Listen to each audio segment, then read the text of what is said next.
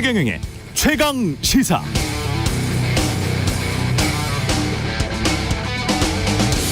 네, 주택금융공사가 어제 발표한 서울의 주택구입 부담지수 2분기가 165.2, 3분기 연속 하락했지만 여전히 주택구입에 대한 부담이 크다는 겁니다. 이 지수에 따르면 서울의 경우 여전히 중간소득 가구가 서울의 중간가격의 주택을 구입할 경우 소득의 41%를 주택담보대출 원리금 상환으로 부담해야 하는 것으로 나타났다는 거죠.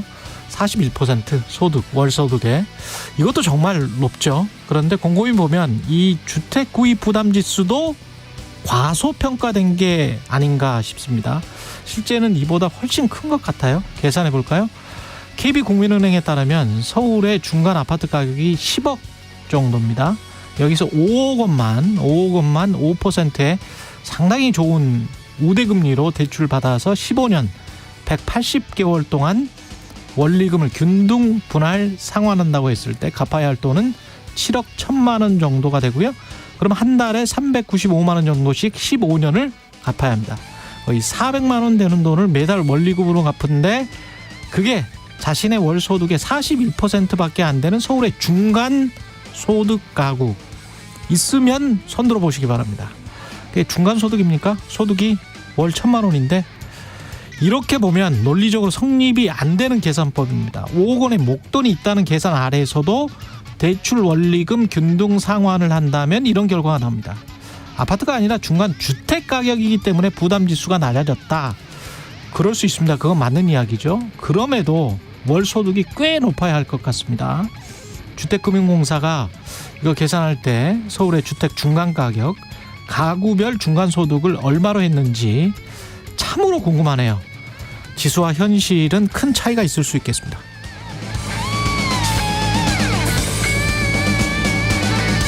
네, 안녕하십니까. 10월 3일 화요일 세상에 이익이 되는 방송 최경영의 최강시사 출발합니다. 저는 KBS 최경영 기자고요. 최경영의 최강시사 유튜브로도 실시간 방송합니다. 문자 자면은 짧은 문자 50원, 긴 문자 100원이 드는 샵9730 콩오플 무료고요. KBS 일라디오 채널 정치, 경제, 사회문화 등 다양한 명품 콘텐츠가 있습니다. 구독과 좋아요, 댓글 많이 부탁드립니다. 오늘 최강시사 뉴스 언박싱 확장판 오늘도 준비되어 있고요. 김영우 전 국민의힘 의원과 함께하는 정치펀치 그리고 뉴스 속 법률을 살펴보는 최강 로스쿨 이어집니다.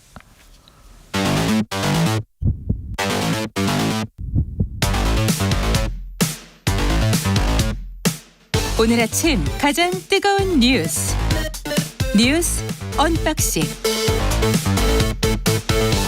자, 뉴스 언박싱 시작하겠습니다. 민동기 기자, 김민하 평론가 나와 있습니다. 안녕하십니까? 안녕하세요. 5억 원이 있다는 전제하에 10억 원짜리 아파트를 사면 이 정도 400만 원 정도를 내야 된다는 건데 원리금 균등 분할 상환을 해서 15년 동안 5% 금리로 받을 수 있는 사람들이 얼마나 많은지는 모르겠습니다. 지금 현재 상황에서 가장 우호적인 조건으로 제가 제시를 한 것 같은데 저는 해당 사항이 없는 것 같습니다. 예. 그 숫자들만 들어도 좀 슬퍼집니다. 예. 저게 어느 나라 얘기인가 싶은 생각이 드네요. 아무리 생각을 해도 뭔가가 낮거나 뭔가가 높거나 그런 것 같아요. 그게 아니면 뭐 예. 제가 잘못 살았든지 뭐 여러 가지 이유가 있겠죠. 그러면 더 아니 우울해집니다. 다른 지역에 비해서는 서울이 중간 가구 소득이 높기는 해요. 제가 쭉 통계를 봐보면 보통 다른 곳보다는 가구당 한 2천만 원 정도씩은 높았습니다. 전체 전국 평균보다는. 그럼에도 불구하고 주택 가격이 워낙 높은 지역이기 때문에 그 정도 이게 말이 되나? 원리금 균등 상환으로 이게 뭔가 목돈이 크게 있어야 될 것 같은데 이 정도만 부담을 하려면 어떻게 했는지. 그렇죠. 예, 만약에 뭐 아니다, 우리 제대로 했다, 이게 현실이다라고 주택금융공사에서 나와서 말씀하실 거면 언제든지 환영하겠습니다. 제 오류를 바로 잡아주시기 바랍니다. 에피크로스님이 매일 뉴스 언박싱 확장판이면 좋겠습니다, 이런 말씀하셨고요. 명지웅님은 출근하면서 최강시사 듣는데 오늘은 누워서 듣네요. 좋으시겠습니다. 편안한 하루네요. 행복합니다. 이렇게 말씀하셨습니다. 윤석열 대통령이 노인의 날이 어제였죠? 네. 예. 공산 세력을 또 언급했군요. 그러니까 페이스북에서 이제 메시지를 내놓았는데요. 예. 공산 세력으로부터 자유 대한민국을 지키고 자유민주주의와 시장경제 기반의 성장의 기틀을 세운 어르신들의 헌신을 잊지 않을 것이다. 이런 메시지를 내놓았습니다. 그러니까 어르신들이 소중하게 지켜낸 자유 대한민국을 확고히 지켜나가겠다. 짧은 메시지거든요.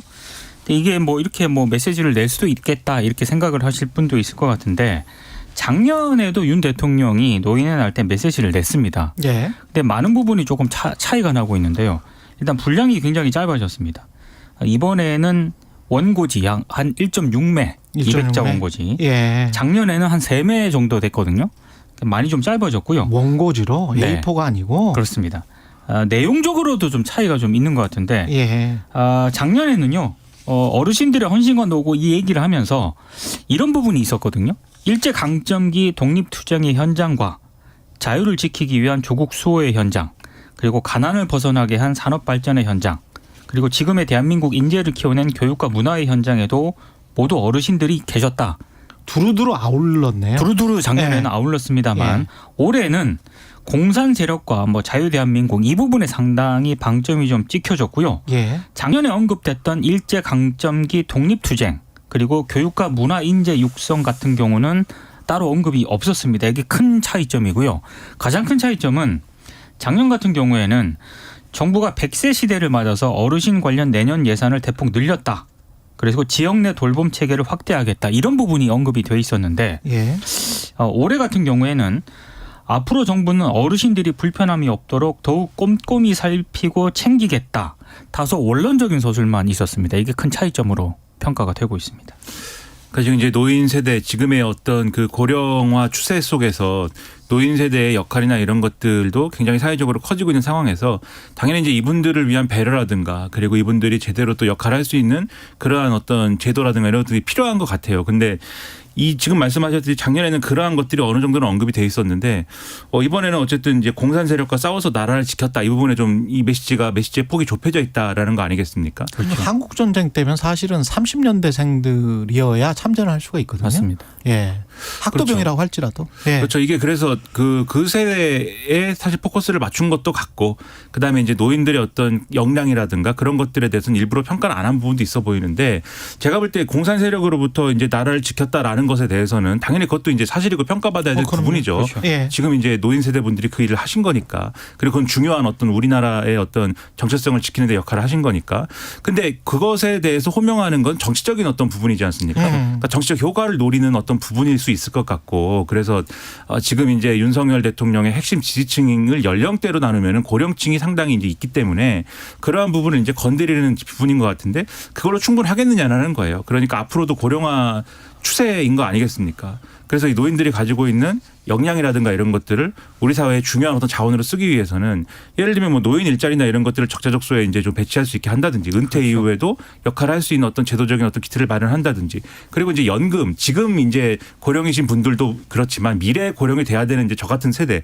이런 세대들을 위한 어떤 연금의 어떤 개혁은 어떻게 하겠다든지 이런 것도 사실 같이 보관이 있어야 되거든요.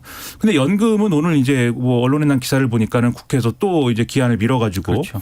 연금 뭐 언제 얘기가 될지 알 수도 없다. 그리고 연금 국민연금 둘러싼 이제 여러 가지 논란들도 어느 방향으로 가야 된다는 거에 대해서 아기가 하나도 맞지 않는 그런 논의들이 공전이 되고 있고 그리고 이제 노인 복지도 복지지만 또 이제 일자리와 관련돼서도 이 정부가 가지고 있는 보관이나 이런 것들이 표현된 적이 없어요. 그런 걸 보면은 총체적으로 지금 노인 세대에 대해서 너무 이제 피상적으로 접근하고 있는 거 아니냐 그 원인이 뭐냐 이런 것들에 대해서 다시 한번 짚어봐야 되지 않을까라는 생각이 좀 듭니다. 지난 정부 때 주로 노인 일자리였죠. 공공 일자리 관련해서 네.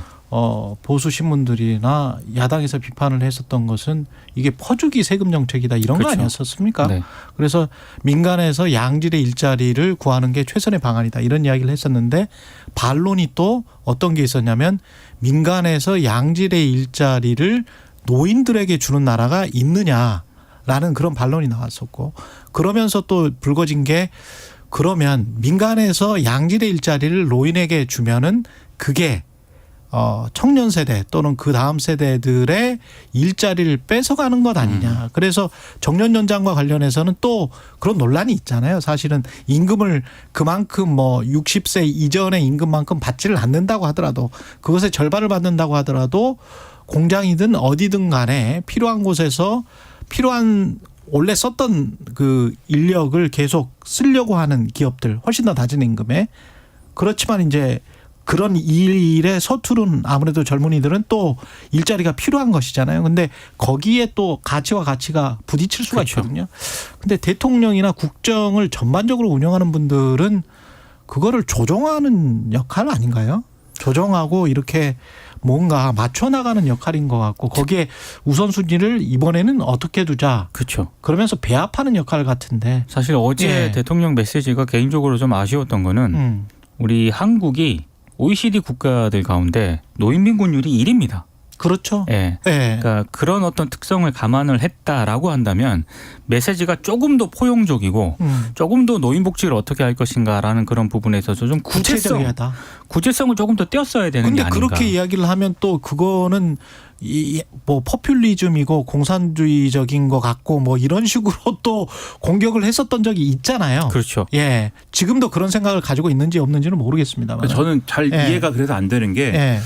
이제 노인 세대에 대한 고령층에 대한 이제 복지나 이런 거를 얘기를 하면 지금 말씀하신 것처럼 뭐 필요하신 분들에게는 해야 되겠지만 뭐 굳이 이제 나오는 게 예를 들면은 이 자산이 많이 있는 그런 노인분들까지 뭐 복지를 해야 되는 거 아니지 않느냐 이런 반론을 막 해요. 예.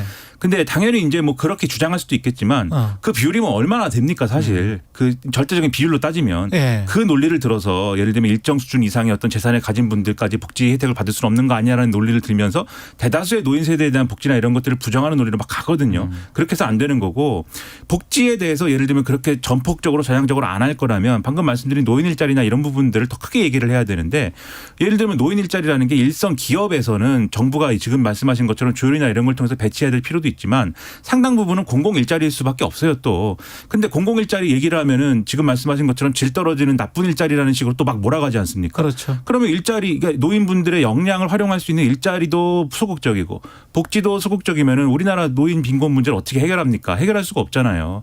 제가 다른 나라 말씀하셔서 잘 생각을 해보면 과거에 제가 뭐 이 정권 어쨌든 일본과의 관계 개선에 상당한 방점을 두고 있으니까 일본에 몇 차례 가본 경험을 생각을 해보면 우리나라 같으면 여기에 사람이 배치가 안 돼 있을 것 같은 그런 장소에도 어김없이 사람들이 안내를 하고 있어요. 네. 이분들이 고령층 등이 많아요. 예. 그러니까 그만큼 이제 고령층들이 할 수 있는 일자리 중에서도 그건 이제 기업이든지 예. 공공이든지 필요한 부분에 일자리 배치해서 활용하는 방법 중에 하나인 거 아니겠습니까? 굳이 필요하지 않은 것 같은데. 근데 그렇죠. 이제 근데 사실 그분들이 예. 있는 거하고 없는 거 차이가 그렇죠. 있죠. 예. 네, 우리나라 같으면은 어디 가려면은 사전에 다 알아보고 가야 그게 맞습니다. 맞는 게 되지만 거기는 현장에서 안내를 해주니까 그런 준비 필요 없지 않습니까? 그리고 일본 같은 경우는 언뜻 보기에는 굳이 필요하지 않은 것 같은 그런 자리에 노인분들이 서 계세요. 그렇죠. 맞아요. 예. 그리고 우리나라도 사실 제가 과거에 구청에서 이제 공익근무요원을 했는데 예. 참 힘든 일이었습니다. 아 네. 진짜요? 다른 이제 자원들은 이제 진짜 힘들었어? 병력 자원들은 이 어떤 전쟁의 어떤 최일선에 가서 이제 있었던 것이지만 저는 민원의 최일선에서 있었는데 예. 구청도 사실 민원이 복잡하잖아요. 제가 민원 접수 담당하면서 200몇 개 민원의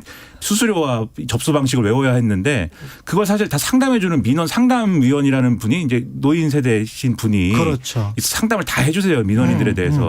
사실 그분 없으면 제가 볼 때 구청 안 돌아가지 않을까라는 생각을 한 정도였는데 그런 부분을 많이 이제 늘리고 해서 사실 활용하는 방법도 있는 거 아닙니까? 그러니까 다양한 고민과 다양한 방식이 필요한 건데 고민이 없는 게 우린 너무 문제가 아닐까 생각이 든다는 거죠. 그러니까 급속한 디지털화, 그 키오스크랄지 맞습니다. 자동화가 너무 많은데 그런 것들도 그게 꼭 좋은 건 아니에요. 맞습니다. 그거 꼭 좋은 건 아닙니다. 중국 같은 경우도 카드를 원래 그 발전하는 속도에서 카드가 없어가지고 그냥 휴대폰으로 지금 다 페이를 하고 있잖아요. 네.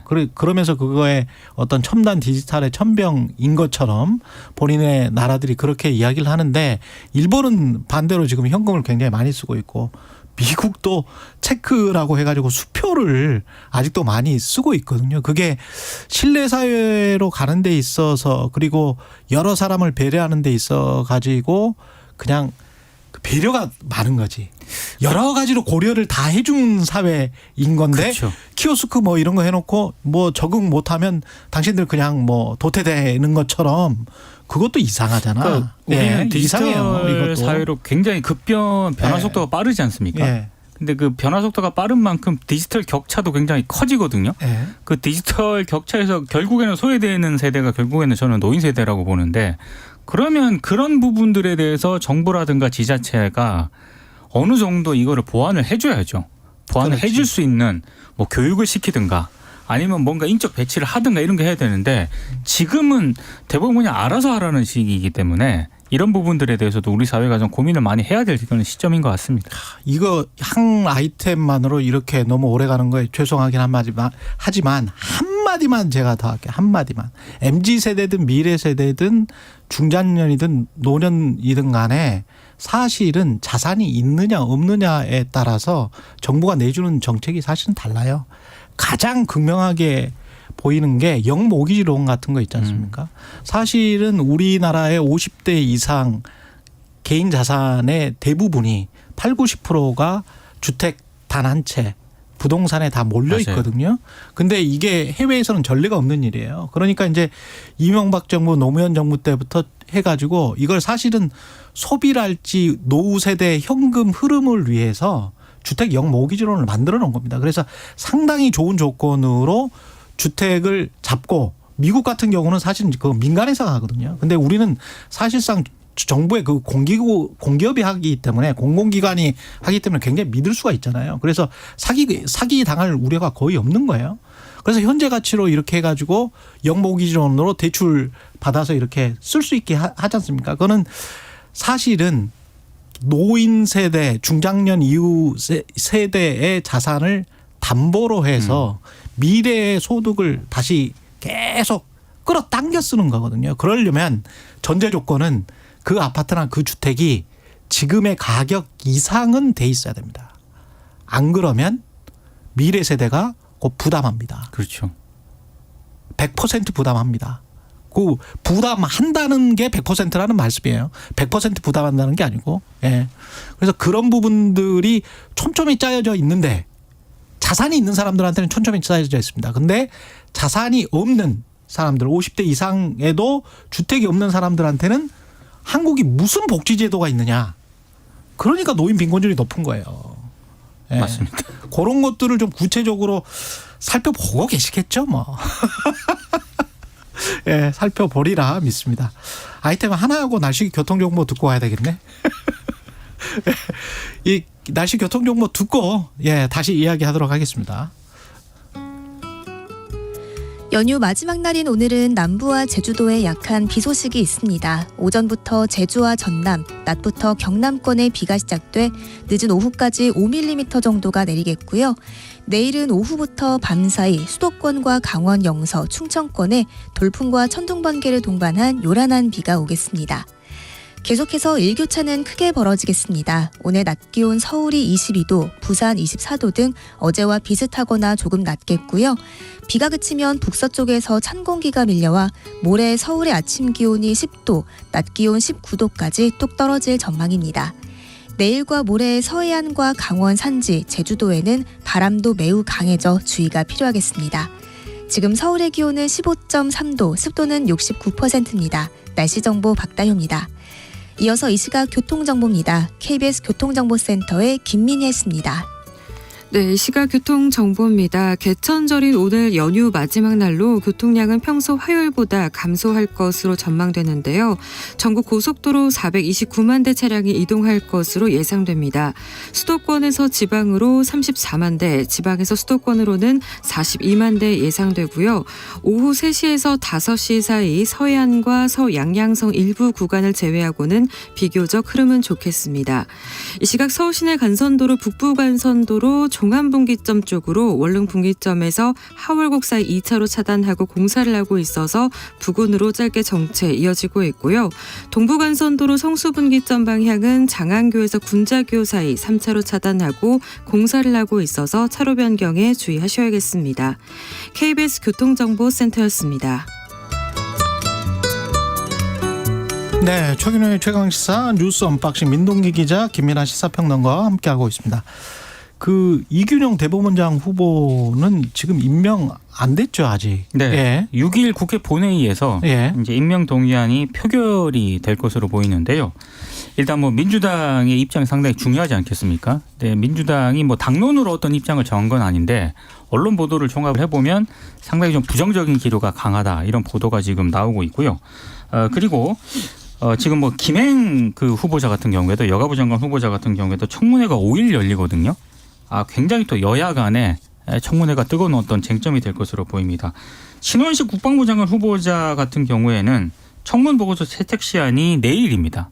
근데 아무래도 이제 민주당의 어떤 그런 입장을 고려했을 때 가능할까 이런 의문도 들고 가장 큰 부분은 아마 이균용 대법원장 후보자 임명 동의안 표결이 될 것으로 예상이 되는데 일단 이 의혹들이 많이 제기가 됐잖아요. 뭐 이를테면 비상장 주식 10억을 뭐 공직자 재산 등록 때 뭐 본인이 인지를 못해서 안 한 그런 부분이라든가 아들 인턴 의혹, 김현장 인턴 의혹 이게 뭐 아파트에서 쓴 거 아니냐 이런 그렇죠. 부분들. 네. 그다음에 그 딸의 어떤 그런 또 뭐 증여세 누락 예. 뭐 그런 의혹도 불거진 그런 상황인데 사실 그게 인사청문회 때 제대로 해명이 안 된 부분이 있거든요. 그렇죠. 그러니까 그런 부분들에 대해서 민주당이 어떤 입장을 정할 것인가 이게 변수가 좀 될 것 같습니다. 그러니까는 이균용 이제 대법원장 후보자에 대해서는 지금 보도를 종합해 보면 민주당 내에서는 부정적 기류가 상당하다. 지금 말씀하신 대로 청문회에서 이제 해명이 제대로 안 됐다고 보기 때문에 그러한 분위기가 상당히 팽배하다라고 보도가 되고 있습니다. 그리고 뭐 사실 잘 일반 시민들 입장에서도 이해하기 좀 어렵지 않습니까? 예. 법을 잘 몰라서 그렇게 예를 들면 신고해서 뭘 빠뜨린다든지 그렇죠. 해야 될 것을 안 했다든지 내야 될 걸 안 냈다든지 뭐 이런 해명들이었는데 재산 같은 경우는 한 10억 정도 빠뜨리지 않았었나요? 그렇죠. 그 예. 비상장 주식이 10억인 것인데 뭐 제가 이제 우스개로 하는 말입니다만 재산이 200조인데 10억을 빠뜨렸다라고 하면은 정서상 그것도 안 되는 일이지만 정서상 뭐 그랬나 싶은 부분도 있을 텐데 200점은 참 좋겠습니다. 그렇죠. 그죠? 근데 예. 지금 그 전에 신고한 재산 70억이거든요. 예. 그 원래 80억짜리 재산이 있어야 되는데 70억만 신고했다라고 그러면 그거는 이제 어떻게 그럴 수 있나라는 의심이 들지 않습니까? 그렇죠. 정서상. 예. 그러니까 그런 부분들도 시민들이 이제 의문을 가질 수 있는 것이어서 민주당이 어떻게 할 것이냐에 대해서는 그런 부분이 부정적인 요소인데 다만 이제 부담스러운 건 있어요. 임명 동의안이 표결이 안 되면 어쨌든 임명 못하는 거 아닙니까? 근데 그렇게 될 경우에 지금 김명수 대법원장 임기가 이제 끝났기 때문에 그렇죠. 대법원장 공백 사태가 길어질 수 있다라는 점 그리고 이분이 그렇게 사실 대법원장 자격이 있느냐라고 여러 가지 얘기를 했지만 이후에 지명될 후보자가 또 어떤 사람인지는 모르는 거잖아요. 또 그렇죠. 그런 걸 종합적으로 판단했을 때 뭐 이렇게 반대만 해서 될 건 아니다라는 여론이 내부에도 있는 것 같아요. 당 내부에. 그래서 어떻게 결정할지 관건인데 문제는 이게 쭉 앞으로 총선까지 싸울 일만 남았다는 거예요. 그러니까 이제는 국감을 해야 되지 않습니까? 거기에 지금 말씀하신 신원식 후보자 문제도 이제 이 돌발적으로 이제 제기가 될 그렇죠. 것이고 임명 강행할 것이기 때문에. 그렇죠. 그래서 이제 김행 후보자 청문회도 그게 이제 남았지. 뭐 그렇죠. 좋게 끝날 이유가 없는 거잖아요. 사실 아우. 지금까지 김행 후보자가 제대로 해명한 것도 그 없으니까. 비상장 주식과 관련해서는 가격이 문제라고 제가 계속 말씀드렸는데 그 파킹한 의혹이 있다가 파킹한 것 같다가 그걸 다시 찾았을 때 이게 진짜 막 수십 배 차익을 얻은 게 아니냐 그런 보도가 있었잖아요. 그렇죠. 그냥 그런 것들은 명확히 해줘야 될 것 같아요. 안 그러면 이게 이건희 회장이 이재용 회장에게 그 비상장 주식 할 때 네. 90년대 말이었던 걸로 기억나는데 그런 식의 그 다음에는 국세청이 세법을 개정을 했거든요. 그렇게 하지 말라고. 네. 근데 그런 식의 어떤 꼼수를 쓴 게 아닌가 그런 생각이 자꾸 듭니다. 그러니까 뭐 예. 비상장 주식 예. 파킹 뭐 이 논란이 큰데 가령 김행 후보자의 경우에 가짜 뉴스다라고 하고 제대로 해명 안 하고 있는 거잖아요. 그냥 가짜 뉴스다. 예. 가짜 뉴스여서 언론에 대답하기 싫다. 뭐 이런 거였지 않았습니까?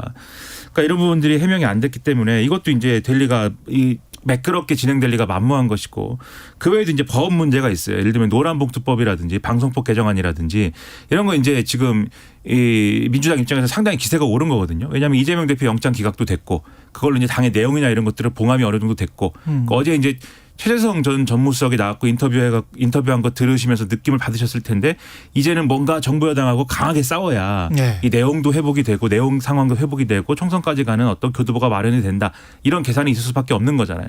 그 이제 싸울 일만 남았기 때문에 대법원장 인준 문제도 같이 맞물려 돌아갈 수밖에 없다라고 하면은 전방이 그렇게 밝지는 않은 거 아니냐라는 생각이 강하게 들어서 그걸 풀 수 있는 정부 여당의 묘책이 있는 것이냐 아니면 야당이 저렇게 나오니까 우리도 어쩔 수 없지 않느냐라고 같이 이제 쭉 평행선으로 가는 것이냐. 이런 이제 이 포인트가 남은 거 아니냐라는 생각이 좀 듭니다. 그리고 이재명 당대표는 민주당 대표는 이번 주에 아무래도 복귀를 할 것 같다. 뭐 이런 언론 보도가 나오고 있네요. 그러니까 이게 이제 연합뉴스 등을 비롯해서 이제 보도가 나오고 있는데요. 예. 그러니까 단식 후유증에 따라서 입원 치료를 하고 있는 상황이지 않습니까? 예. 근데 이제 빠른 시일 안에 당무에 이제 복귀한다는 그런 내용입니다. 주중에 퇴원해서 국회에 복귀할 것으로 보인다라고 이제 당 관계자가 얘기를 했는데, 근데 그럴 수밖에 없는 게요. 강서구청장 보궐선거 있지 않습니까? 이게 11일이거든요.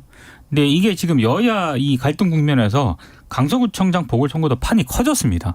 이 선거 결과가 어떻게 끝났느냐에 따라서 또 이게 뭐 총선에 영향을 미친다 이런 분석까지 나오고 있는 그런 상황이기 때문에 이걸 보고 있을 수만 없는 것 아니냐 이런 판단이 좀 당 자체적으로 있는 것 같고요. 그리고 지금 사전 투표가 6일하고 7일 날 치러지거든요. 그래서 아마 이런 부분도 좀 고려를 한 것으로 보이고 당장 당무에 복귀하자마자 현장에서 이재명 대표가 강서구청장 이 보궐선거 현장에서 이걸 뭐 지휘할 수도 있다 뭐 이런 얘기까지 지금 보도가 지금 되고 있는 상황입니다. 지금 10월 11일이죠. 그렇습니다. 보궐선거는. 네. 예. 그 강서구청장 선거를 지금 이재명 대표 입장에서는 영장 기각되고 강서구청장 선거까지 뭔가 승리로 이끌었다 이런 그렇죠. 평가가 나오면 거 봐라 이재명 체제로 총선 대응 안 되는 거 아닐 거다. 그러니까 이기지 않느냐 이렇게 이 여세를 몰아서 이재명 대표 체제로 총선까지 안심하고 가자. 이런 이제 분위기를 낼 수가 있는 것이죠. 지금 그 기회를 잡았다 이렇게 생각을 하는 것일 텐데. 근데 저는 이제 강서구에 그러면 민심이라든가 소위 표심이 어떻게 흘러갈 것이냐도 같이 생각해 봐야 되는 거 아니겠습니까? 대부분의 언론은 민주당이 불리하지 않다라고 전망하는 거잖아요. 지금 여론조사나 이런 걸 보면 민주당이 앞서가고 있는 것도 분명해 보이고 뭐 물론 선거라는 건 뚜껑 열어봐야 되겠습니다만 그러면 대부분의 이제 국민의힘에 관련된 전략 단위에서 판단할 만한 사람들의 얘기는 이 선거판을 키우는 게 그렇게 현명한 판단 아니다. 그러니까 이 방송에서도 많이 나와서 얘기했을 거예요. 김재원 전 최고위원이라든지 이런 분들이 그러니까 이거를 판을 키워가지고 예를 들면 지면 이게 상당한 당에도 타격이 되고 정권에도 타격이 되는 방식인데 부담이 너무 크다. 그렇죠. 네. 이기면은 사실 본전 찾는 것이고 이런 분위기인데 오히려 판을 좀 이 작게 해서 강서구에 어떤 밀착되어 있는 그런 지역 밀착형 선거를 치러야지 왜 이게 정권의 명운을 거는 다걸기 방식의 선거를 치르느냐 이런 비판들이 있는 거 아니겠습니까? 그렇죠. 근데 그렇게 될 수밖에 없는 게 이게 사실상 제가 평론가의 언어로 얘기하면 대통령이 공천한 거나 마찬가지인 선거가 돼버렸잖아요. 지금. 대통령이 사면했으니까. 그렇죠. 김태호 네. 전 구청장 사면도 하고 그다음에 김태호 전 구청장이 제가 누차 말씀드리지만 동아일보 사설 등을 통해서 지적이 됐지만 전례가 없는 일이에요. 이 재보선의 원인 제공자가 지금 이 바로 그 재보궐선거에 출마한다는 것은 전례 없는 일이 벌어졌기 때문에 판을 키우지 않으면 안 되는 거예요. 국민의 입장에서는. 이걸 이런 상황에서 그냥 외면하면 대통령의 뜻을 외면하는 것처럼 되는 거 아니겠습니까? 그렇죠. 과연 이 후과를 나중에 감당할 수 있는 것이냐에 대해서 이런저런 얘기가 나오기 때문에 그래서 상당히 이제 국민의 입장에서는 리스크가 지금 큰 선거를 해야 되는 거거든요. 근데 이렇게 해서 과연 이제 이기면 그래도 이제 좀 매끄럽게 지나가겠지만 지면은 그러면 당장 나오는 얘기가 누가 책임질 겁니까? 선거에 패배하면. 그럼 결국은 당대표가 책임져야 될 거거든요. 대통령이 책임질 수는 없는 거잖아요. 선거 졌다고. 그러면 리더십이나 이런 것들 공천이나 총선 전략까지 다 흔들리는 것이기 때문에 이런 부분을 걸고 양당 모두가 명운을 걸 수밖에 없는 선거가 된 것이고 그러니 이재명 대표가 이런 여러 조건이 있으니 지금 완전히 회복이 안 됐음에도 불구하고 빨리 지팡이라도 짚고 나올 수밖에 없는 것이다. 이런 상황을 보여주는 뉴스인 것이죠. 그리고 동아일보 이 보도 이거는 뭐 저도 읽어보니까 이게 확정적인 건 아닌 것 같고 이달 말에 뭐 이재명 대표를 불구속 기소할 수도 있다 뭐 이런 식의 보도가 나온 것 같은데 이거는 이제 검찰 쪽에서 계속 뭔가를 생산하고 있는 것 같아요. 그러니까 이제 구속영장을 재청구할 가능성이 있느냐 이제 이게 이제 관심이지 않습니까? 그리고 법조계 중론은 동아일보의 보도에 따르면 법조계 중론은 별로 없다. 그러니까 동아일보 보도뿐만이 아니라 제주변에 있는 변호사들이 있지 않습니까? 그렇죠. 물어봐도 그럴 가능성은 좀 어렵지 않겠느냐. 이게 이제 중론인 것 같은데 이제 그런 부분들을 동아일보가 이제 보도를 하고 있는 것 같고 다만 이제 불구속으로 이제 기소를 하게 됐을 때 그 시기는 또 어떻게 될지 모르겠네요. 그렇죠. 그거는 시기는 동아일보는 이달 말쯤이라고 보도를 했는데 그건 좀 상황을 봐야 되는 거고요. 이렇게 되면은 이제 검찰의 시간이 아니라 이제는 이제 법원의 시간으로 갈 수밖에 없는 거죠. 이건 장기화될 수밖에 없거든요. 그러니까 이 부분과 관련돼서 이재명 대표 입장에서는 앞으로 곤혹스러운 상황이 있을 수 있어요. 예를 들면은 당장 이제 선고가 처음에 나올 걸로 예상되는 공직선거법 위반 관련된 것부터 시작을 해서 그렇겠죠. 재판을 뭐 일주일에 3번씩 가야 되는 거 아니냐 여러 가지 얘기가 나올 텐데 일단 검찰 입장에서는 그런 조건도 있고 또 이렇게까지 수사를 했는데 기소를 안 하는 거는 그건 답안지에 없는 거고요. 그거는 말이 그렇죠. 안 되죠. 답안지에 없는 것이고 기소는 반드시 하는 것이고 그리고 이제 지금 구속영장을 다시 청구하느냐의 문제에 있어서는 지금 말씀하신 것처럼 그럴 가능성이 없다라고 보는 게 새롭게 지금까지 이게 거의 뭐 2년씩 걸리는 최장기로는 2년씩 걸린 수사까지 포함이 돼 있는 거 아니겠습니까? 이런 여러 메뚜기처럼 종류에. 계속 이렇게 다른 쪽으로 옮겨갔잖아요. 그렇죠. 이게. 이제 이런 수사에서 이 남은 기간 동안 불구속 기소를 해야 되는 그 기간 동안에 새로운 무슨 증거라든가 이런 것들을 찾아내고 보강해가지고 영장을 재청구할 수 있느냐에 대해서는 이미 상당히 진행된 수사에서 그럴 가능성도 뭐 없어 그렇죠. 보이는 것이기 때문에 불구속 기소라는 결론은 이제 명확한 것 같아요. 다만 이것도 여러모로 이재명 대표와 민주당 입장에서 어떻게 현명하게 타고 넘어가느냐, 국민들을 어느 정도 신뢰를 갖고 가느냐의 문제가 남은 것인데 법원 판결이 나오는 시점에 가서 한 번 더 흔들릴 거거든요. 민주당 입장에서는. 그런 것들을 현명하게 어떻게 처리할 것이냐에 대해서 준비를 잘 해야 되는 상황이겠죠. 그리고 그 광주 출신의 항일 운동가이고 음악가인 정율성의 흉상이 고의로 훼손됐다. 그러니까 이게 네. 지금 광주 남부경찰서가요, 이 정율성 흉상을 밧줄로 묶어 쓰러뜨리는 방법으로 훼손한 혐의로 50대 남성을 일단 입건을 했거든요. 여기 광주 광역시에 있는 겁니다. 그렇습니다. 예. 근데 이 50대 남성이 스스로를 보수 성향 전도사다 이렇게 입장을 밝혔고요. 전도사. 네, 이 예. 유튜브를 통해 가지고 본인이 뭐 정율성 동상을 회송을 했다라고 주장을 하고 있습니다. 사실 이게 조금 맥락이 좀 있지 않습니까? 그렇죠. 지난 8월에 박민식 국가보훈부 장관이 정율성 역사공원 조성을 광주광역시가 추진을 하고 있는데 이거는 공산당의 나팔수를 기리겠다는 시도라고 말을 해서 국가보훈부 장관이 그렇게 이야기했죠. 그렇습니다. 그래서 예. 색깔로 논란이 제기가 됐었고요. 근데 정율성이 누구냐? 광주 출신이고요.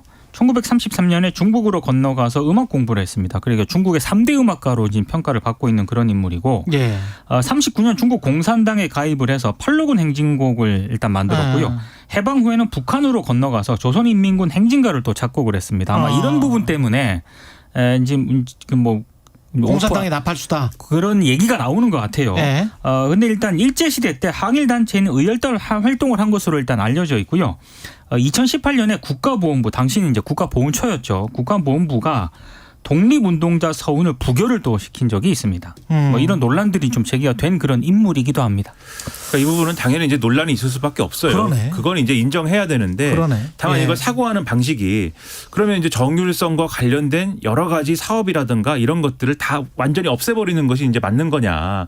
지금 정부는 이 정권은 그런 방식으로 논란을 끌고 가는 거잖아요. 예. 그러다 보니까 동상을 막 넘어뜨리고 이제 이렇게 되는 건데 그런 예. 논란이 있으니까.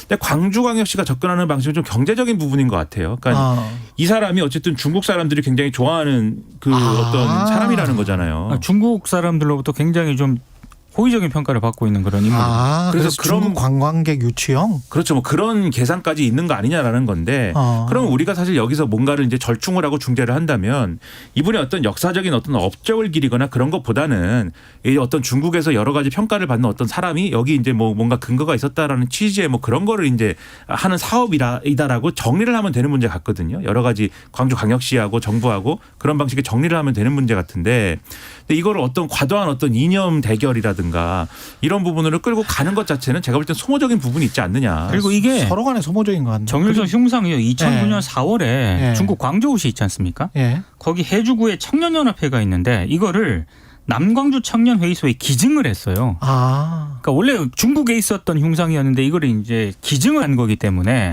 이제 그런 맥락도 같이 보시는 게 좀 필요한 것 같습니다. 이게 그냥 문화적으로만 봐도 괜찮을 것 같긴 한데 뭐 워낙 사람들이 이념 하니까 요즘에 생각해 과열돼 보니까 있어서. 네. KBS에서도 다큐멘터리 한 것 같은데 정율성과 관련해서는 제가 기억이 납니다. 정율성과 관련해서는 다큐멘터리를 한 것 같고 다만 이제 광주광역시의 입장은 이 정율성에 대해서 영웅시하지도 폄훼하지도 않는 그런 단계다. 그냥 예술인으로서 한번 되돌아보자. 뭐 그런 차원인 것 같습니다. 그 음악을. 예, 그러니까 영웅시하자는 그런 분위기 그런 게 아니기 때문에 아마 국가보훈부의 어떤 그런 입장에 아마 동의하지 않는다는 그런. 근데 방식은 저는 충분히 이해하겠는데 그렇다고 한다면 더욱이 방식을 동상으로 할 필요는 없지 않았나 뭐 이런 생각도 들어요. 그러니까 광주에 여러 훌륭했던 위인들이 많은데 그 사람들을 쫙 이렇게 모으는 어떤 비디오 같은 거를 만들어 가지고 거기에 정율성이 한 꼬다리 한 꼭지 정도 들어간달지 뭐 이런 식으로 했으면 서로 간에 큰 논란도 안 일으키면서 그러면서 뭔가 좀 문화적으로 보이지 않았을까 뭐 그런 생각도 들고 방식에 있어서 약간 좀 그러네요. 예. 이런저런 논란이 올 것 같은데 꼭 그렇게 생각할 필요는 없을 것 같습니다. 이념적으로만 생각할 필요는 없을 것 같고요. 그리고 노벨 생리의학상 관련해서 코로나 mRNA 백신 개발한 사람들이 이렇게 탔네요. 예. 그러니까 이게 이제 기존의 백신 바이러스와는 다른 방식이었지 않습니까? 예. 그래서 이제 노벨 의미가 있는 것 같습니다. 그런 쪽에 예. 좀 의미를 두는 것 같습니다. 예. 그러니까는 mRNA 백신 개발을 이분들은 과거부터 몇십 년 전부터 이제 해왔고 예. 그것에 대한 이제 성과가 어쨌든 코로나19를 통해서 증명이 된 거죠. 원래 백신 개발은 막 10년씩 걸려가지고 원래대로 하면은 처음에는 우리가 사람들한테 조롱받았다는 거 아니에요? 그렇죠. 예. 10년씩 걸릴 일이어서 우리는 코로나19 처음 닥쳤을 때 이거 백신도 없는데 큰일 났다 생각을 했는데 단 뭐 1, 2년 만에 나온 거지 않습니까? 이게. 그렇죠. 그러면 이제 이 사람들 때문에 그렇게 된 거죠. 이분들의 사실은. 연구 결과 때문에 이렇게 된 네. 거기 때문에 R&D 예산 삭감 때문에 과학자들이 많이 좌절을 하는데 좌절하지 마시고 자신들의 연구를 계속 해나가는 그런 계기로 또 보는 것이 그리고 좋지 않는가. 예. 카톨린 커리코 이 교수는요. 예. 고생 많이 하셨더라고요. 그러니까. 여성분이신데. 그러니까. 그것도 의미가 있는 겁니다. 예. 여기까지 듣겠습니다. 뉴스 언박싱 민동기 기자 김민아 평론가였습니다. 고맙습니다. 고맙습니다. 예.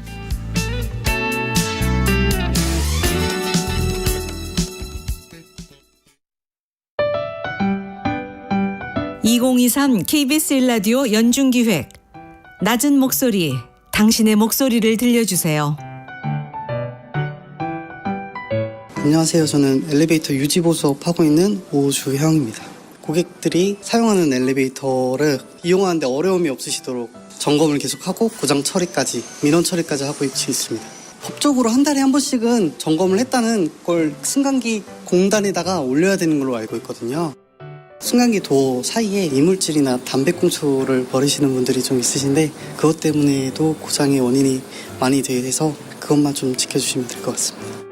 저희가 아무래도 돈 나가는 부분이 가장 갈등의 원인이잖아요. 일부러 이득을 챙기기 위해서 부품을 팔려고 하는 게 아니고 최대한 고장을 막고자 부품도 추천해드리는 거고 교체를 하셔야 된다 말씀드리는 거라서 그것 때문에 가장 갈등이 생기기도 합니다.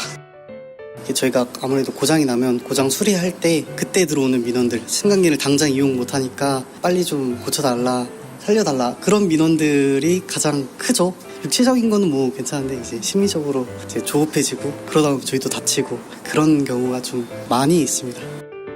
최근에 이제 사망 사고가 2건이나 있었거든요. 저희 회사뿐만 아니라 다른 엘리베이터 유지보 수업 하시는 분들이 그만큼 위험한 직업이니까 작업자분들 심리적으로 안정된 상태에서 작업을 할 수 있게 조금만 배려해 주셨으면 저희도 최선을 다해서 엘리베이터를 고치고 있으니까 조금만 배려해 주시면 서로 더 좋은 성과를 낼 수 있을 것 같습니다.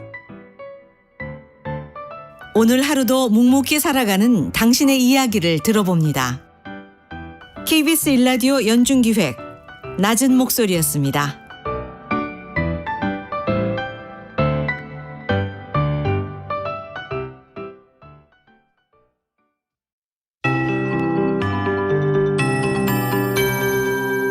KBS 58분 날씨. 연휴 마지막 날이 되면서 하늘에 구름이 많아졌습니다. 오늘 아침까지 강원, 경북 내륙에는 안개가 짙게 끼는 곳이 있겠고요. 남부와 제주도는 약간의 비 소식이 있어서 귀경길 안전하게 이동하셔야겠습니다. 전남과 제주도에 먼저 비구름이 유입되고 있습니다. 낮부터 경남권에도 비가 시작돼 늦은 오후까지 가끔 내리겠고요. 양은 5mm 정도로 많지 않겠습니다. 오후 들어 전북과 경북 남부에도 빗방울이 떨어지는 곳이 있겠습니다. 아침 공기는 어제만큼 차가운데요. 당분간 일교차가 크게 벌어지겠습니다. 현재 기온 서울이 15도, 대관령은 4도를 가리키는 가운데 한낮 기온은 서울과 광주 22도, 대전 21도, 강릉 23도, 부산 24도 안팎으로 어제와 비슷하거나 조금 낮겠습니다. 내일은 오후부터 서해안과 강원 산지, 제주도에 바람이 매우 강해지고요. 수도권과 강원 영서, 충청권에 밤까지 비가 내리겠습니다. 양은 5mm 정도, 강원 영서 북부는 최대 20mm가 되겠고 돌풍과 천둥 번개를 동반해 요란하게 지날 수 있겠습니다. 비가 그치고 주 후반엔 북서쪽에서 찬 공기가 밀려와 모레 서울의 아침 기온 10도, 낮 기온 19도까지 뚝 떨어지겠습니다. 지금 서울의 기온 15.6도입니다. 박다효입니다.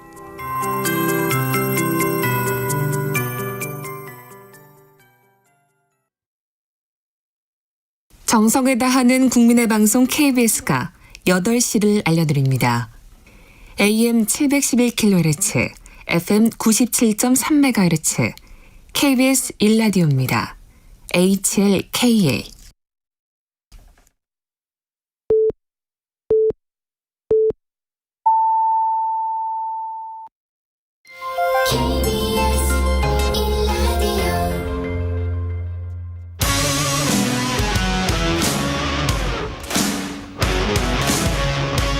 오늘 하루 이슈의 중심 최경영의 최강 시사.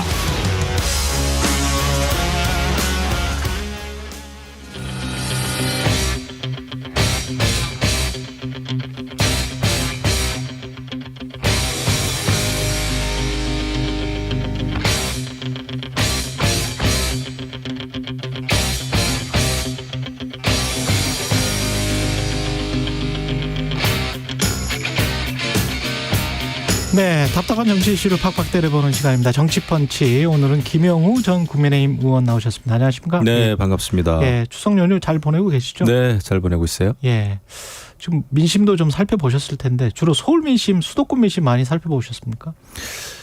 예, 제가 그 서울 동대문 쪽에서 이제 중고등학교, 대학교 다니고 그랬는데요. 그 민심을 좀 살폈죠. 예. 근데 요즘 날씨처럼 아침 저녁 날씨처럼 쌀쌀합니까? 민심이 서늘합니다. 서늘해. 예. 그게 이제 왜 그런 거 하니 그 많은 그 지역 주민들 얘기를 들어보니까 보통 일반적인 그 국민들은 아침에 눈 뜨면 걱정이 많잖아요. 오늘 뭐 장사가 잘 될까?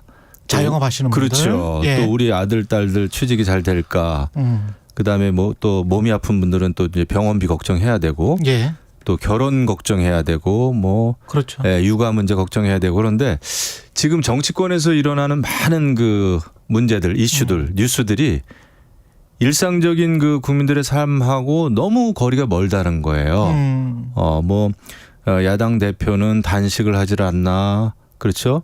또 뭐 홍범도 흉상을 옮기는 문제, 또 후쿠시마 그 처리수 문제 가지고 여야 간에 이제 또 갈등 일으키는 거, 이런 거 등등이 오늘 나의 생활, 민생하고는 너무 관계가 없다. 예. 이런 측면에서 정치권 전반에 대한 불신이 있다. 불신, 네, 안타까움, 실망, 이게 크더라고요. 민심이 서늘하다. 누구에게? 정치권 전부 다에게. 그렇죠. 예.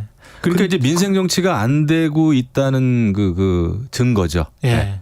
그 중에서 특별히 누구에게 더 심하다, 뭐 서늘하다 이런 걸 느끼십니까? 아니면은 거의 그 비슷하게 국민의힘이나 민주당에게 다 서늘하다 이렇게 느끼십니까? 이게 민심이 서늘할 때는요. 예.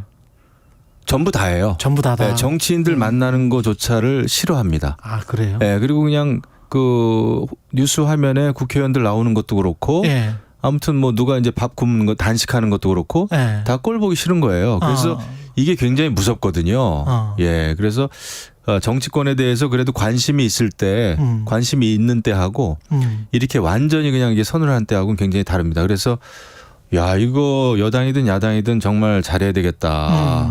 그리고 지금 이제 내년 또 총선이 있고 그런 가운데 지금 경제가 어렵다 보니까 아무튼 정치권 전체에 대해서 가지고 있는 불신, 이게 커요. 그리고 지금 정기 국회 시즌임에도 불구하고 또 이제 강서구청장 선거가 있잖아요. 그렇죠. 그러다 보니까 10월 11일. 예, 오히려 정기 국회 때 국회가 정상적으로 해야 될 일을 별로 안 하고 강서구청장 선거 또 뉴스만 나오고 이런 거에 대해서도 국민들은 이해를 잘 못하시고 안 하시는 것 같아요. 그래서 제가 저도 여의도 밖에서 보니까 이런 게 좀 보이는 거죠, 사실. 예, 그러다 보니까 야, 이거 민생 정치를 해야 된다. 그다음에 국민들이 일상적으로 겪는 그 문제에 대해서 얼만큼 우리가 해결하려고 하느냐. 이게 정치의 원래 본령이 돼야 되는데 많이 동떨어져 있구나라는 생각을 합니다. 그럼 지금 당장 뭐를 해야 될까요? 그 민주당 쪽에서는 이재명 당대표는 영수회담을 하자. 근데 영수회담은 뜬금없다. 국민의힘은 그렇게 이야기를 하고 있고요. 이게 그러니까 이재명 당대표의 원맨쇼인 거죠, 사실. 원맨쇼다? 예, 왜냐하면은 사실 이재명 당대표 스스로 잘 알고 있을 겁니다. 본인이 영수회담을 제안하더라도 받아들여지지 않는다는 것을. 왜냐하면 지금 급한 거는 사실 여야 관계, 여야 당대표 만나는 게 오히려 더 급하겠죠. 지금 국회가 정상적으로 작동이 안 되고 있습니다. 예. 예, 대법원장 그 국회 본회의 표결도 아직 못 하고 있고요. 그리고 지금 정도 되면은 국정감사가 이제 곧 시작되는데 예년 같으면은 국정감사에서 나올 이슈들이 벌써 언론에 계속 나와야 될 시기예요. 예. 근데 하나도 지금 나오지 않고 있습니다. 그리고 지난번에 대정부 질의 때도 그렇지 않습니까? 야당 의원들이 대정부 질문을 어떻게 잘했는지 아무도 모르고 있습니다. 그때 야당 당대표가 단식하는 바람에 예. 그게 매일매일 이슈였어요. 예. 그러다 보니까 이 국회가 살아있고 국회가 제 기능을 해야 될 시기에 야당 당대표는 본인의 사법 리스크 또 지금 이제 재판 리스크 이거 가지고 지금 계속 전국을 주도하고 있어요. 예. 그리고 뜬금없이 여야 영수회담, 여야가 아니죠. 대통령과의 영수회담을 제안했는데 이 받아들여질 리도 없고 여야 당대표도 아직 못 만나는 상황에서 예. 이것은 오히려 자기 지지층 팬덤 정치죠. 제가 볼 때는. 그래서 이거는 좀 뜬금없다라는 생각이 좀 들어요. 역으로 민주당 입장에서는 그렇게 이야기하지 않을까요? 대통령이 취임 지금 거의 1년 6개월이 넘어가는데 그 왔다 갔다 하는데 여야 누구를 다 불러가지고 대표든 원내대표든 불러서 대화를 좀 많이 하고 그런 식으로 전국을 운영해 갔으면 이게 좀 선순환으로 잘 풀렸을 것 같은데 검찰 수사랄지 정적 죽이기 민주당 입장에서는 계속 그런 이야기를 하잖아요.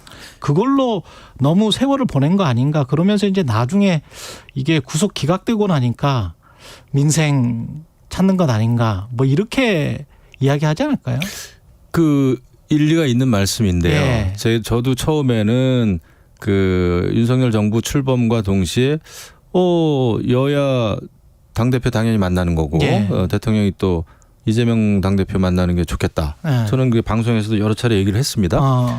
그런데 이제 보니까 그 당시에 민주당은 그 계속 대통령 탄핵 얘기를 시작했어요. 그리고 김건희 여사 특검법을 발의를 하고 그러다 보니까 이제 정상적인 여야 관계, 정상적인 대야 관계 이게 안 됐던 거죠. 예. 그래가지고 여기까지 온 겁니다. 예. 그리고 이제 방탄 국회가 또 계속 있었고 야당에 그러다 보니까 응당 아주 자연스럽게 이루어져야 되는 그런 그 여야 당대표 회담조차도 안 됐던 거예요. 예. 그래서 이제는 제가 볼 때 늦은 것 같아요. 이제 내년 총선이 이제 예. 6개월 앞으로 다가왔고 그렇죠. 지금 또 이제 강서구청장 선거인데 예. 이러다 보니까 완전히 여야가 강대강으로 치닫고 있어요. 이런 상황에서 예. 이재명 당대표가 영수회담 해가지고 민생 얘기합시다 예. 한들 그 진정성이 있다고 생각이 안 드는 거죠. 어제 최재성 전 정무수석도 그런 이야기를 하던데 이제는 뭔가 민주당이 이 이니셔티브를 쥐고 그러니까 민주당 입장에서 말하는 겁니다. 함동훈 법무장관 탄핵까지도 고민을 해야 된다. 왜냐하면 잘못한 게 많다. 그리고 이제 구속영장 기각된 다음에 뭔가 주도권을 충분히 잡을 수 있다. 이런 자신감이 있는 것 같아요. 근데 네, 그러면 완전히 대치 국면이 더 심화되는 거 아닙니까? 그렇죠. 제가 민주당이라면은요. 네. 좀 어불성설입니다만은 오히려 야당 입장에서 완벽하게 민생적으로 정말 갈 것 같아요. 그러니까 영수회담 이런 걸 제안할 게 아니라 본인들이 민생을 위해서 필요한 5대 법안, 3대 법안 이런 거 만들어 가지고 국회에서 통과시킬 것 같아요. 그리고 이제 이 너무 어떤 정치적인 퍼포먼스 이런 거보다는 근데 그게 아니라 오히려 이재명 대표가 체포영장이 기각이 되면서 더 지금 정치적인 방향으로만 가고 있어요 보니까. 그래요? 예. 그냥 지난번에도 표결을 하고 그랬습니다마는 한덕수 국무총리 해임 결의안을 통과시킨다든지 해임 건의안이죠. 이런 식으로 가다 보니까 국민들이 기대하는 그 야당의 모습은 아니죠. 그러니까 이재명 대표는 지금 처음부터 끝까지 민생보다는 어떤 본인 문제 가지고 지금 민주당을 이끌고 있어요. 본인의 그래요. 방탄 네. 문제, 본인의 그 단식 문제, 또 재판 리스크 문제 이러다 보니까 아니 지금 야당이 할 수 있는 일이 얼마나 많습니까? 그 많은 국회의원 숫자를 가지고. 그런데 계속 정치적으로 이재명 당대표를 위한 이재명 당대표에 의한 정치만 하다 보니까 그 민심에서 이제 멀어질 수밖에 없다. 떠나고 있다. 네, 저는 그래서 조금 전략이 잘못된 것 같아요. 제가 보는 민주당은 그렇습니다. 근데 집권 여당이나 그 행정부에서 할 수 있는 일은 없을까요? 집권 여당인데. 있죠. 예. 그러니까 제가 보더라도 물론 지금 이제 강서구청장 선거 다 중요합니다. 이겨야 되겠죠. 그런데 이것이 곧 내년 총선의 완전 그 바로미터냐? 저는 아닐 수 있다고 봐요. 앞으로 6개월이 남았기 때문에 이겼다고 해서 희희낙낙할 것도 아니고 졌다고 해서 또 무슨 완전 실망할 것도 아니죠.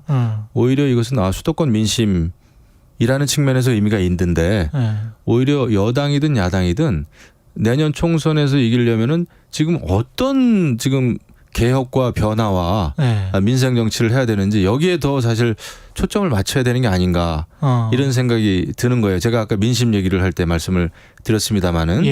근데 지금 여당이든 야당이든 아주 올인하고는 있는데 그게 강서 구민 입장에서 피부에 와닿을까? 저는 이런 생각도 좀 해봅니다. 그게 지금 올인하는 게 여당 입장에서는 그냥 지역 선거로 놔뒀어도 되는 선거잖아요, 사실은. 근데 그 올인을 하도록 지금 만들었잖아요. 어떻게 보면. 그러니까 만든 거는 누가 만든 거예요? 그러니까 이제 내년 총선이 중요하다 생각하다 보니까 여야가 지금 총 집결을 한 거예요. 그렇죠. 지지층 이제 결집을 위해서. 근데 오히려 지금 여당이든 야당이든 후보들이 잘 안 보여요. 김태우, 진교훈 후보가 어떤 생각을 가지고 이럴 때 제대로 된 토론을 오히려 하거나 강서구를 위해서 어떻게 하겠다라는 이런 게 더 어필되면은 더 좋지 않을까 생각이 듭니다. 완전히 지금 양쪽 당의 이제 지도부뿐만 아니라 모든 소속 의원들이 하는데 그 보궐선거 특성상 그렇게들 흘러가는 게 이제 과거에도 그랬지만은 오히려 제가 강서 구민 입장이라면 김태우 당신 왜 다시 나와서 어떤 얘기를 하고 싶은 거야? 강서구를 어떻게 이끌고 싶은 거야? 이런 걸 묻겠어요. 진교훈, 당신도 뭐 경찰청 차장까지 했는데 강서구와 어떤 그 인연이 있고 어떻게 강서구의 발전 그 비전이 뭐야? 이런 거를 물어봤을 것 같아요. 근데 이제 그렇게 흘러가진 않고 있죠. 지금 김태우 강서구청장 후보 같은 경우에 40억 원 보궐선거 추산 비용 40억 원을 애교로 봐달라. 이것에 관한 이제 논란도 좀 큰데 이거는 애교로 봐줄 수 있는 비용입니까? 저는 논쟁 자체가 넌센스라고 봐요. 논쟁 자체가 넌센스다? 이런 또 비판을 민주당이 비판할 수도 없고 유구무원이죠. 이거보다 뭐 몇 배 더 들어가는 서울시장, 부산시장을 많이 했다. 재보궐선거 그 원인을 제공했잖아요. 그래서 40억 원 이게 뭐 애교인지 아닌지 모르겠지만은 이런 이 발언 자체는 굉장히 이제 과열된 선거 과정에서 아마 이것을 또 커버하기 위해서 한 발언 같은데 제가 볼 때 논쟁 자체가 무의미하고 여야가 이 논쟁을 멈춰야 됩니다. 알겠습니다. 이거 보고 뭐 누가 다 고개를 끄덕이겠어요. 누가 이길 것 같습니까?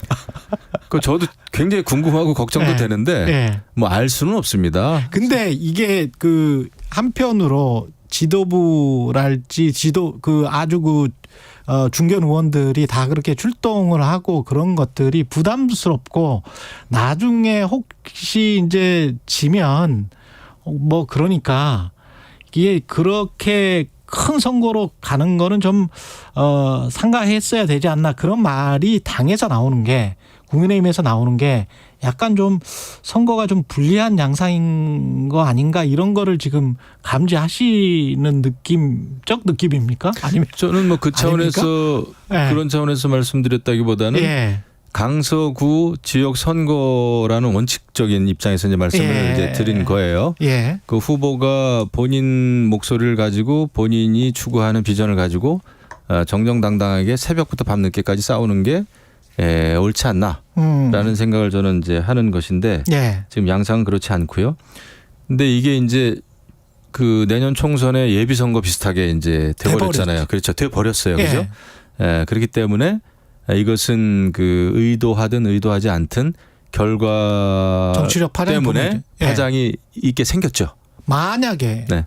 두 자릿수 이상으로 진다면 뭐 아주 뭐 한 2, 3%로 석패를 했다. 그거는 뭐 별 상관없을 것 같고 뭐 두 자릿수 이상으로 진다면 비대위로 전환되거나 무슨 국민의힘의 역학구도에 국민의힘 당 내부에 뭐 그럴 가능성도 있습니까? 그 전략은 다시 짜야 될 겁니다. 전략은 다시 짜야 지도부 교체 이거는 뭐 제가 말씀드리긴 어려운 거고 예.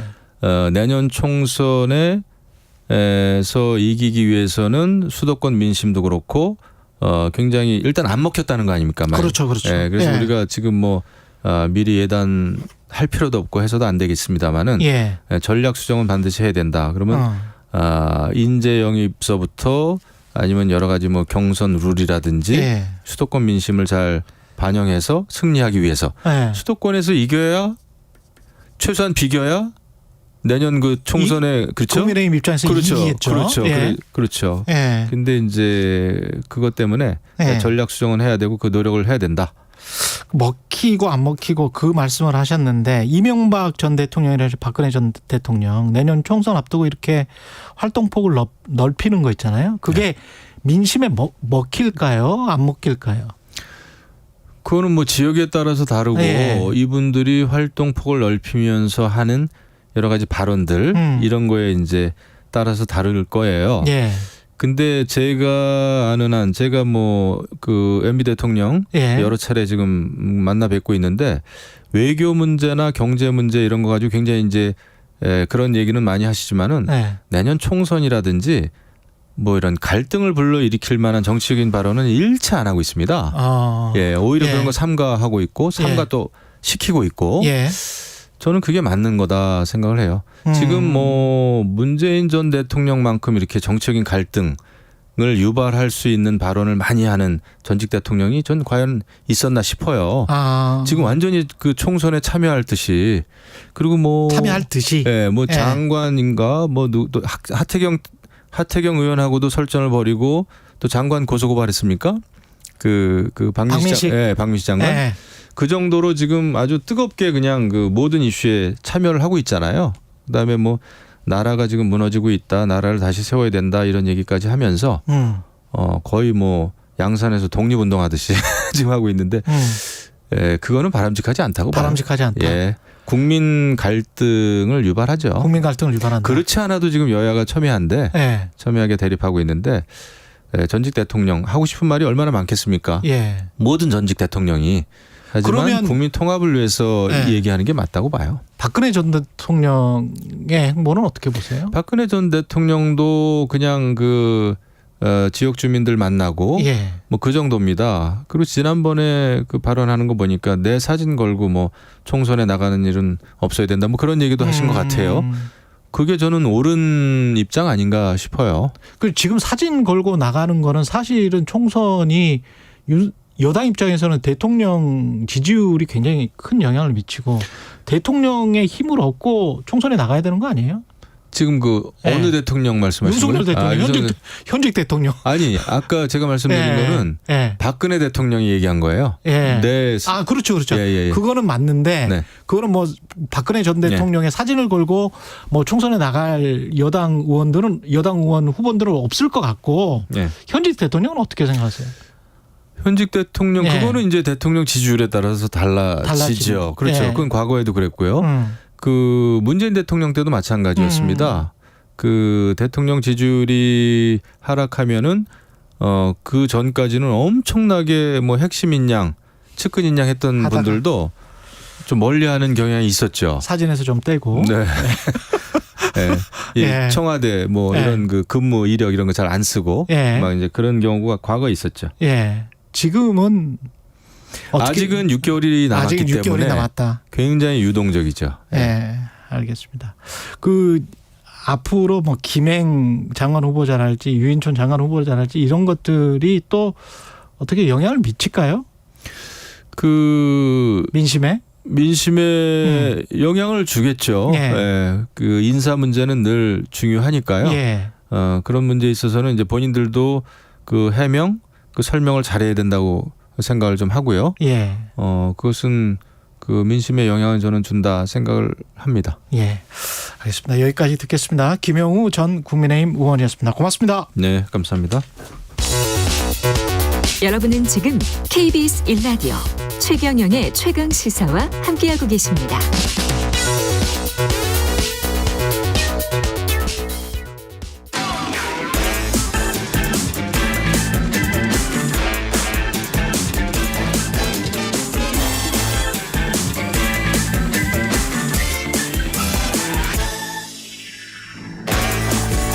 네, 최경영의 최강 시사 한 번 더 뉴스 시간입니다. 오늘은 한국경제신문의 최영찬 기자와 함께하겠습니다. 안녕하십니까? 네, 안녕하세요. 노벨 생리의학상 후보자, 수상자가 발표가 됐습니다. 2명이네요. 네. 예. 그 메신저 리보핵산. 예. 우리가 이제 mRNA로 이제 그렇죠. 통칭 부르고 있잖아요. 메신저 리보핵산. 네, 예. 이 백신 관련 기술을 개발한 커털린 커리코 독일 바이오엔테크 수석 부사장이고요. 드루 와이스먼 미국 펜실베니아대 교수 이렇게 선정이 됐습니다. 예.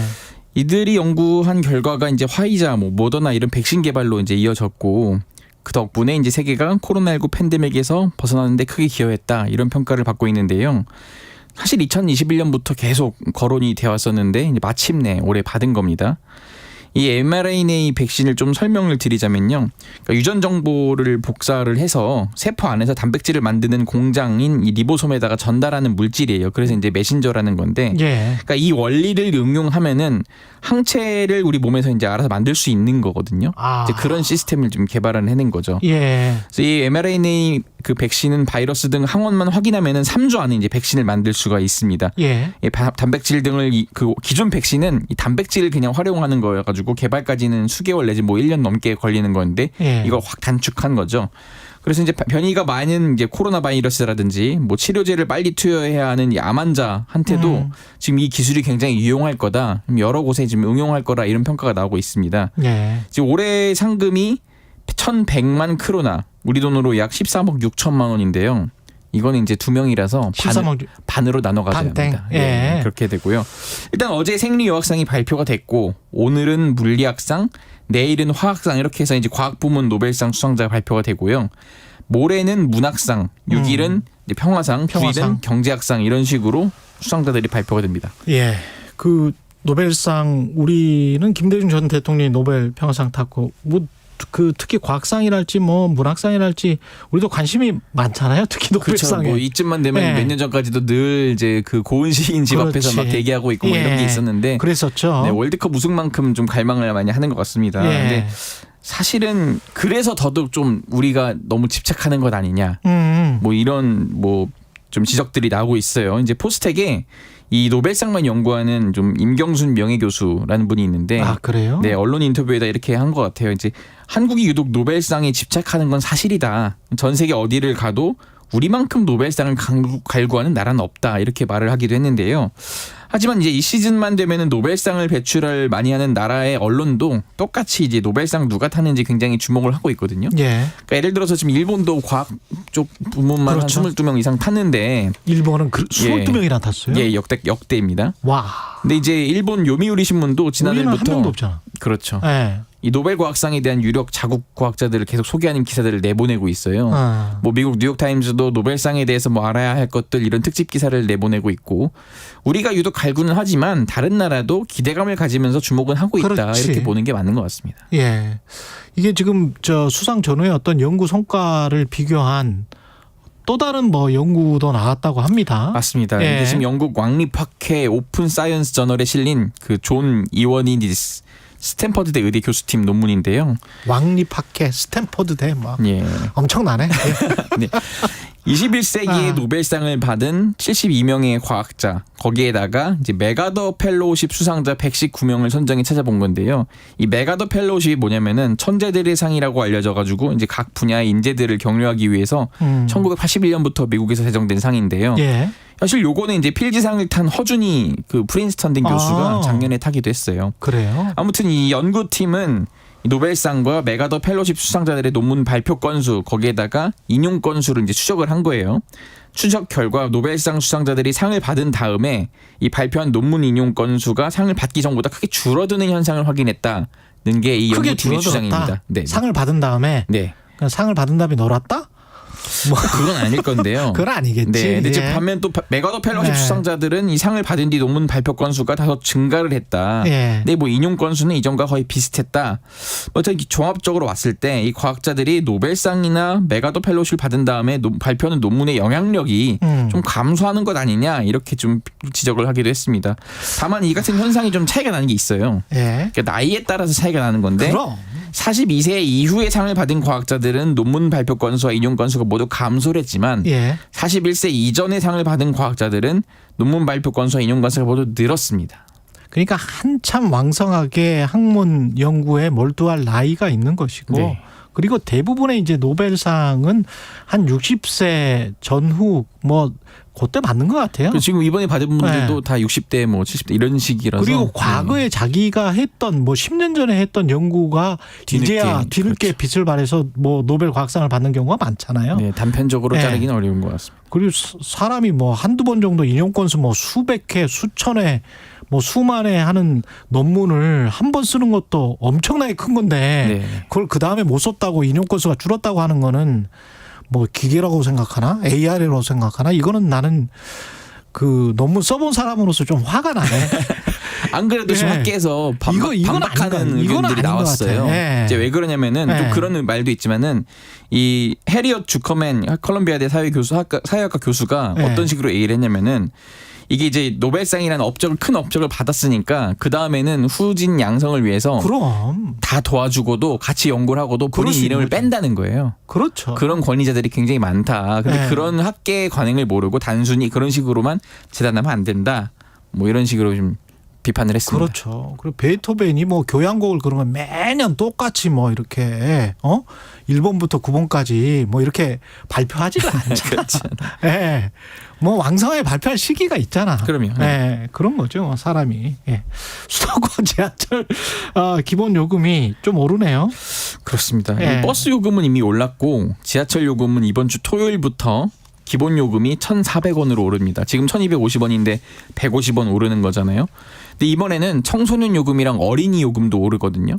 청소년 요금은 720원에서 80원 올라서 800원이 되고 이 어린이 요금도 50원이 올라서 500원이 되는데요. 예. 각각 보면은 이제 그 성인 요금 인상은 2015년 이후 8년 만이고 청소년과 어린이 요금 인상은 2007년 이후에 16년 만에 오르는 겁니다. 그렇군요. 이게 지금 지난번에 뭐 한꺼번에 깎아주는 뭐 패키지 한다고 했던 거는 밑밥이었나 그러면? 그거는 계속 지금 아직 그 인천과 경기도와 계속 논의 중이고 협상 중이다. 이런 식으로 좀 서울시가 그건 협상 중이다. 예예. 예. 현금을 사용하는 일회권은 요금이 또 다르고요. 그렇죠. 일회권은 현행 1,350원에서 1,500원으로 이제 늘어나고요. 예. 이 지금 그 비슷한 요금제인 그 60회 이용할 수 있는 정기권이라고 있는데 그렇죠. 이것도 이제 거리별로 1단계의 경우에는 55,000원에서 61,600원으로 오릅니다. 조조 할인도 이제 올라요. 그래서 이제 첫 차 타는 분들 6시 반까지 이제 할인을 받을 수 있는데 지금 타면 1,120원이 됩니다. 재탑승 무료 시간도 지금 바뀐다고 하고요. 그렇습니다. 예. 몇 달 전에 이 코너에서 한번 소개해드린 적이 있는데요. 이거 이제 그 원래 같은 역에서 화장실. 환승할 때는 예. 10분 이내에 됐어야 되잖아요. 그렇죠. 이제는 15분으로 이번 주 15분으로. 토요일부터 적용을 예. 하겠다. 이렇게 발표를 했습니다. 편안하게 화장실 다녀오실 시간이 될 것 같습니다. 예. 여기까지 한 번 더 뉴스 최영창 기자였습니다. 고맙습니다. 감사합니다.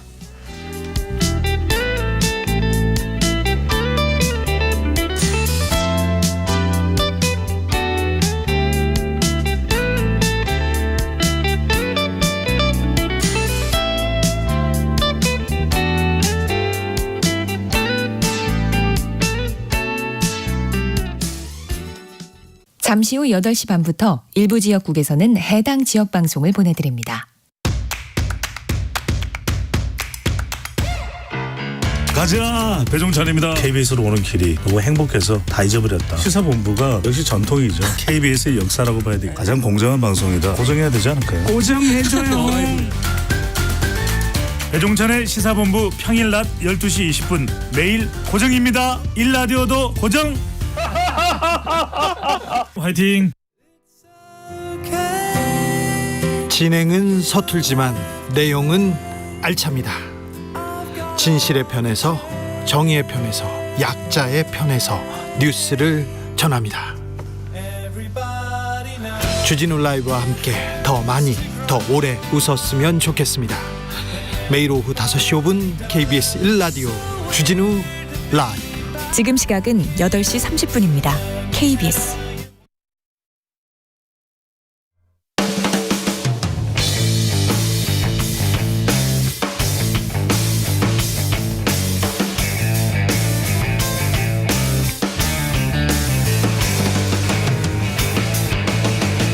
최경영의 최강 시사.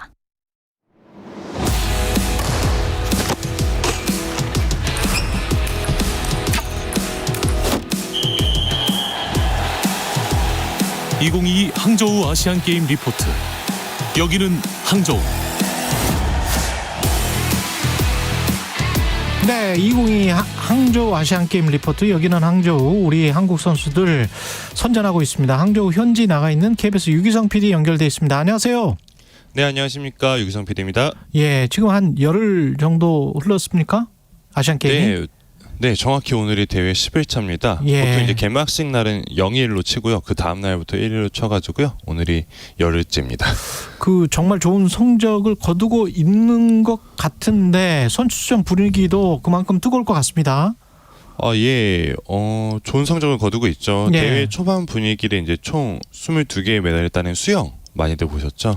네, 금메달 6개. 예. 네, 금메달 6개, 은메달 6개, 동메달 10개로 우리나라 역대 아시안게임 수영 종목에서 최다의 메달을 땄습니다. 예. 그리고 이제 펜싱도 금메달 6개를 따면서 초반 분위기를 주도했고요.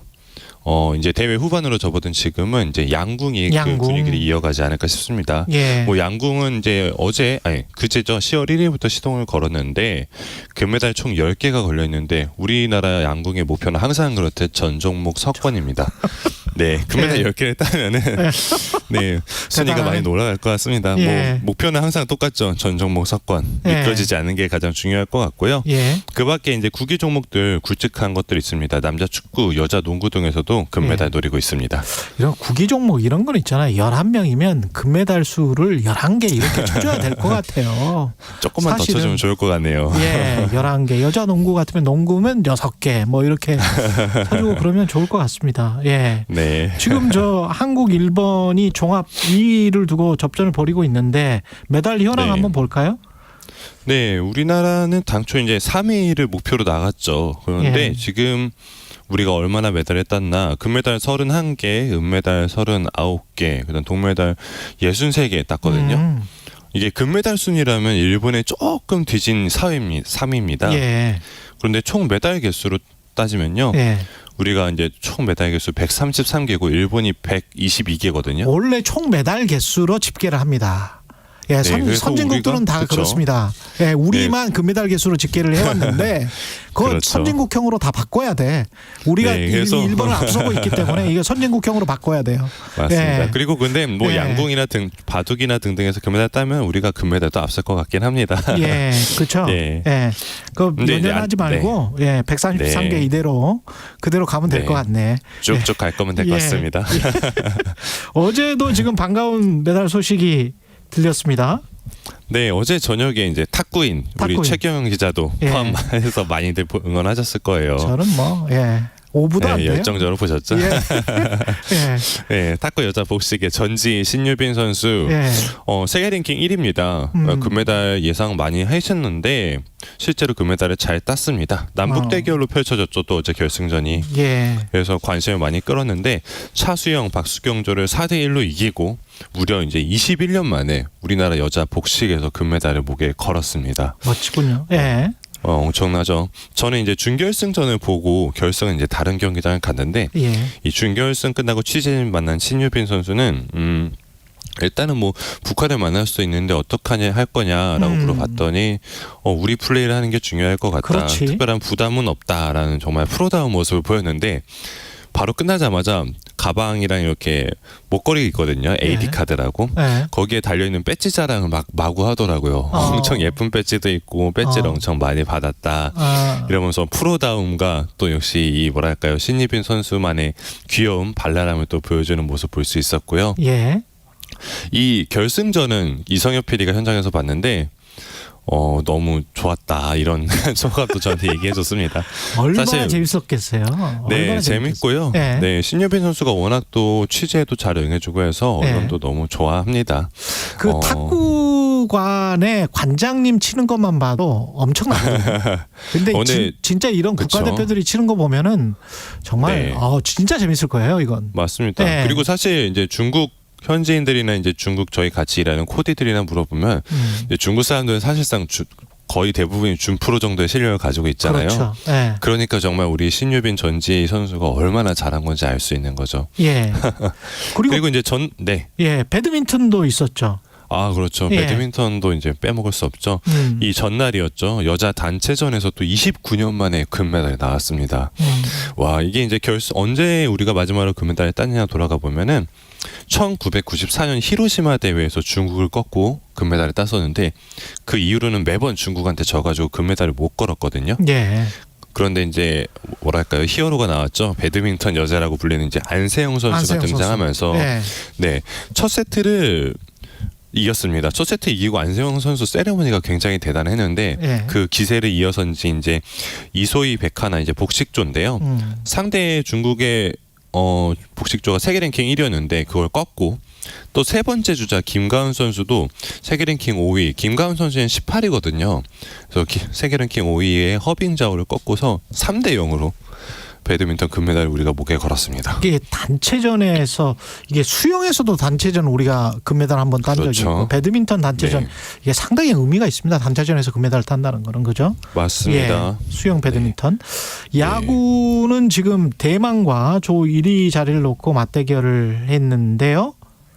네, 이게 아시안 게임 4연패를 노리는 우리 대표팀인데 어제 대만에게 이제 4대 0으로 패배했습니다. 이게 저 현장에 계속 있었는데 사실 굉장히 답답했고 이 타선의 침묵이 계속 이어지면서 이제 마땅히 9회까지 뭐 해결책을 못 찾은 것 같은 모습이더라고요. SNS에 상당히 여기 올라왔었습니다. 네, 언론의 문매도 아마 막고 있을 거고.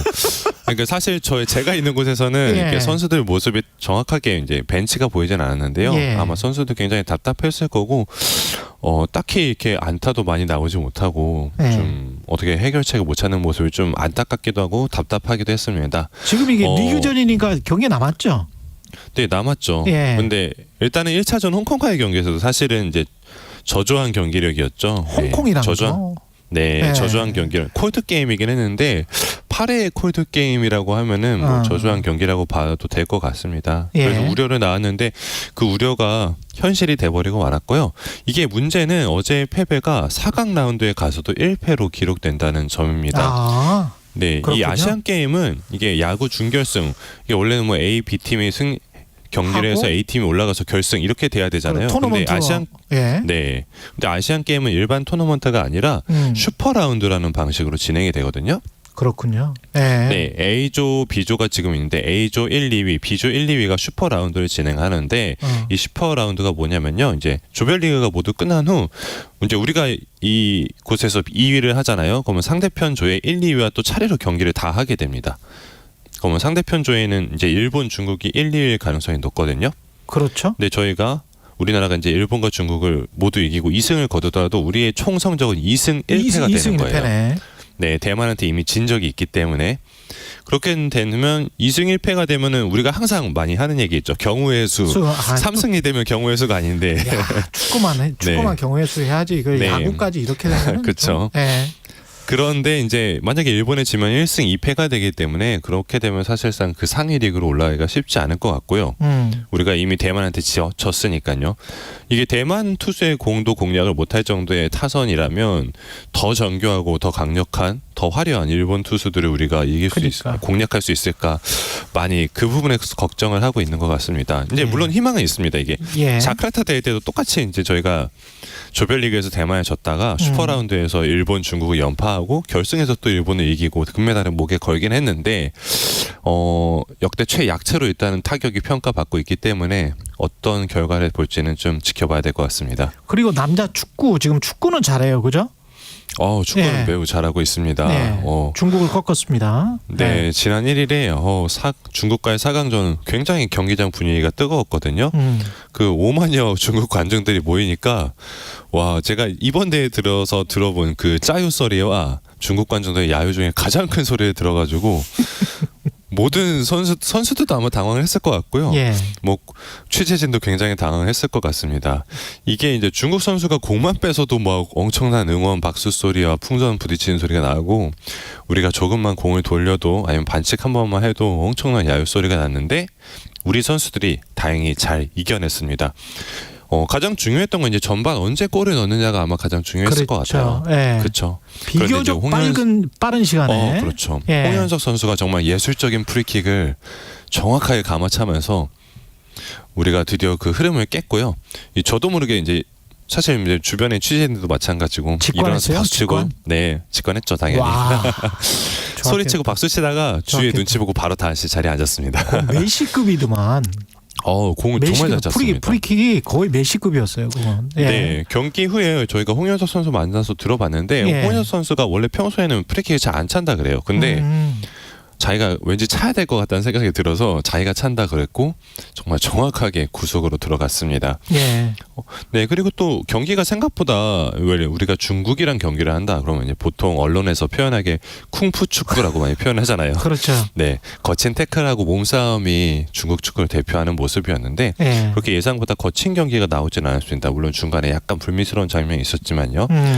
네, 근데 제가 이제 몇몇 중국인들하고 이제 같이 일하는 뭐 코디 이렇게 해서 통역하고 물어봤는데 사실 이제 중국 사람들도 그렇게 거칠게 축구하는 걸 좋아하지 않는다 그래요. 그러니까 예전에는 뭐 거칠게 축구하더라도 이제 올라가는 게 중요했다면 지금의 중국은 거칠게 축구하는 것보다 정정당당하게 실력으로 축구하는 게 더 맞다라고 생각을 한다 그럽니다.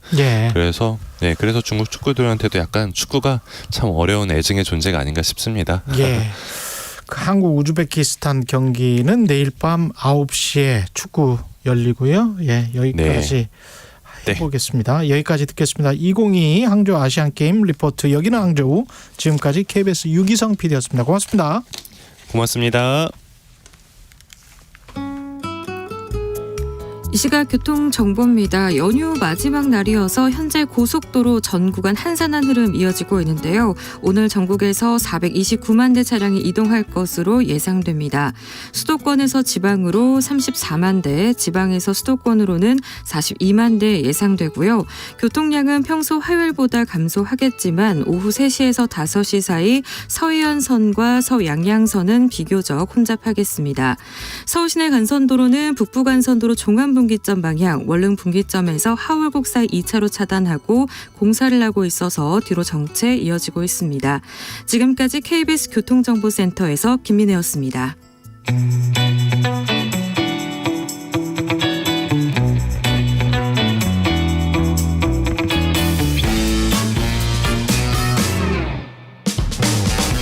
네, 정치 시사 이슈의 법적 쟁점을 시원하게 파헤쳐보는 시간 최강 로스쿨. 오늘은 최강 로스쿨 석좌 교수 김남근 변호사와 함께하겠습니다. 안녕하세요. 네, 안녕하십니까. 추석 연휴 마지막 날인데 어떻게 잘 쉬셨어요? 네, 뭐 이번엔 추석 연휴가 길어서 뭐 다른 좀 뭐 여행도 하고 여행도 하시고 일정 소화할 수 있었습니다. 오늘도 뭐 쉬지 못하는 자영업 하시는 분들은 굉장히 또 많을 거고 중소기업도 뭐 안 쉬거나 못 쉬거나 뭐 이런 분들 있을 것 같은데 오늘 이야기는 중소기업 소상공인들의 단체 협상권. 이게 단체 협상이 노동자들이 아닌데 단체 협상권 이게 무슨 말이죠? 그러니까 이제 지금 코로나19 뭐 러시아 우크라이나 전쟁으로 이제 경제 상황이 굉장히 어려워졌잖아요. 뭐 원자재 가격도 많이 폭등하고 고금리의 고물가인데 근데 대기업과 거래하는 중소기업이나 자영업자의 경우에는 그 거래 조건이 하나도 변동이 안 되니까 그 삼고의 그 경제 위기 상황들을 그냥 다 떠안게 돼버린단 말이에요. 그래서 거래 조건이 굉장히 악화되게 됐죠. 그래서 거래 조건 개선을 하기 위해서는 그 중소기업이나 자영업자 한 개씩이 대기업 본사하고 협상을 하는 건 어려우니까 그 중소기업 단체, 자영업자 단체를 구성해서 단체 협상을 할 수 있게 해달라라는 거죠. 뭐 쉽게 얘기하면 이제 노동조합이 그런 거죠. 노동조합도 150년 전에는 이제 단체 협상을 요구하게 되면 이제 담합행위라고 해서 처벌을 받았거든요. 그랬군요. 근데 이제 150년 전서부터는 이제 그 노동조합에 대해서는 그렇게 집단으로 거래 조건을 개선하기 위한, 그러니까 임금이나 이런 게 이제 결국 거래 조건이 되는 그렇죠. 거잖아요. 네. 개선하기 위한 이제 단체 협상권을 인정하는 것이 오히려 국가 전체적으로는 이제 소득의 맞다. 적정한 분배와 뭐 내수 경제 활성화 뭐 이런 것에 더 도움이 되고 그런 사회 양극화나 갈등 이런 걸 예방하는 데 도움이 된다 그래서 이제 그걸 허용하는 쪽으로 왔었잖아요. 그렇죠. 근데 최근에는 이제 중소기업이나 자영업자 중에도 이제 그런 종속적인 자영업자, 대기업과의 거래에서 종속적인 납품 거래를 하는 데가 많아지니까 그러네요. 그런 부분에 대해서는 이제 단체 협상권을 부여해서 거래 조건을 개선하도록 하자라는 이제 요구가 나오고 있는 것이죠.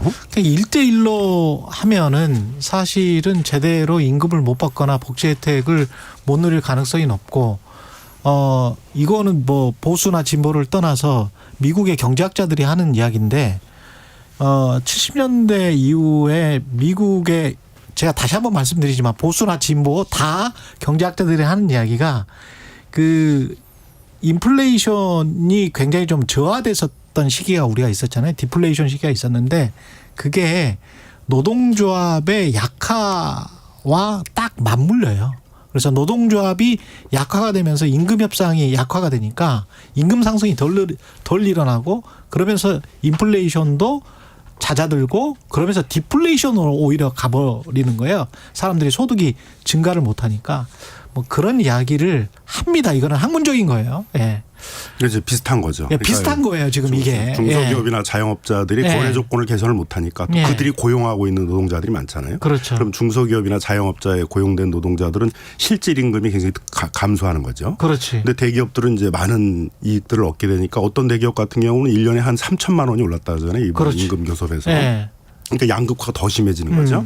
그러면 사회 전체적으로 보게 되게 되면 이런 양극화를 줄여야 되는데 양극화를 줄이는 중요한 수단 중에 하나가 이 대기업과 중소기업, 대기업과 자영업자 사이에서의 이 거래 조건을 개선시키는 것이라는 거죠. 그렇죠. 그러기 위해서는 이제 중소기업이나 자영업자들에게 그런 단체로 협상을 할 수 있는 권리를 줘야 된다는 것이죠. 그래서 지금 개별 협상을 하는데 그거는 이제 거의 의미가 없다고 봐야 되는 건가요? 그건 이제 뭐 협상이 아니라 이제 강요가 되거나 이제 뭐 다 경영자료 갖고 와라 얼마나 이익을 보고 있는지 확인해서 내가 허용하는 이익만 허용해 주겠다 뭐 이런 식이 되니까 그건 이제 그렇지. 협상이라고 할 수는 없는 거죠. 아니 근데 경영자료 갖고 와라 영업이익이 뭐 5%를 넘으면 안 된다 뭐 이런 거 있잖아요. 네. 그런 거를 저도 실제로 취재를 해본 적이 있는데 그렇게 진짜 영업이익을 따지더라고.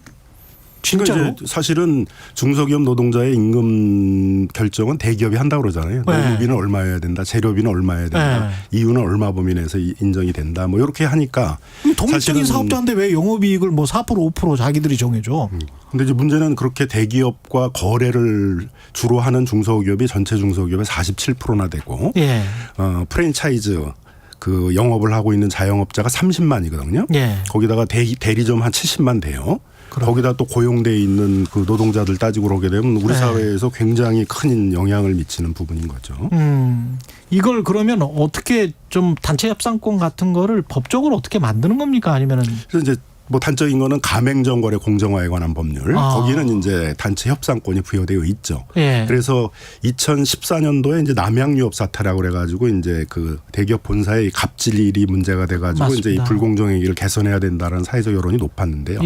그때 도입이 돼서 이제 그 당시에 막 프랜차이즈 본사들이 인테리어를 막 몇 천만 원씩 하는 것들을 강요하고 뭐 편의점 같은 경우는 의무적으로 심야에 그 영업을 하도록 강요를 하고 그런 이제 불공정행위들이 많았습니다. 특히 이제 외식업 같은 경우에는 이제 무슨 시중에서 다 파는 건데 이제 무슨 치즈, 뭐 단무지 뭐 이런 거를 시중 가격에 5배, 10배씩 팔고 그래가지고 이제 그 문제가 많았는데 그런 거를 이제 개선하는데 이제 많이 단체 협상의 역할을 한 것이죠.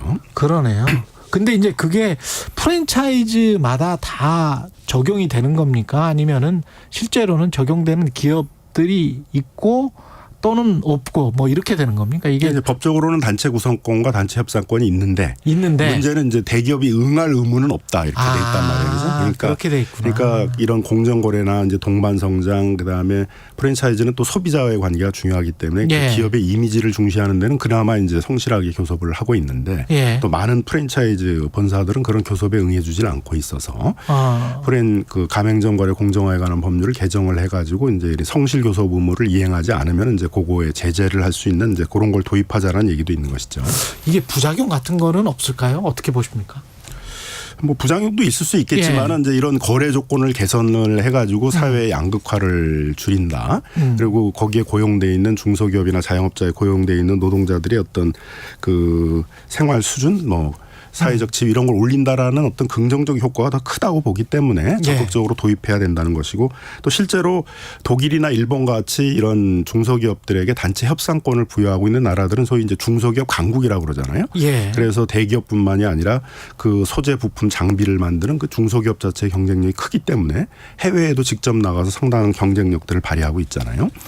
그러네요. 특히 제조업이나 뭐 이쪽은 그럴 것 같은데, 근데 언뜻 들은 생각에 만약에 이분들이 단체 협상권이 세져서 새로운 진입자 있지 않습니까?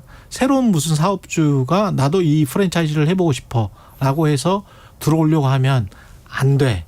우리 그 협의회에 어떤 허락을 받아야 돼. 이렇게 되면 공정시장 경쟁의 룰에 지금도 이제 공정거래법에 의해서 사업자 단체가 그렇게 폐쇄적으로 운영을 하면서 우리한테 못 들어오게 폐쇄적으로 운영하면 거기에 대해서는 이제 불공정행위로 제재를 하게 돼 있거든요. 그렇습니까? 그건 뭐 지금 법제로도 충분히 제재를 할 수 있는 것이죠. 그렇게 돼서 가불 구조가 뒤바뀐다거나 그럴 가능성은 없는 거네요. 그러면 지금도 제재가 가능하니까. 그렇게 뭐 만만한 데들이 아니기 때문에 절대 그런 거 걱정 안 하셔도 됩니다. 그렇군요.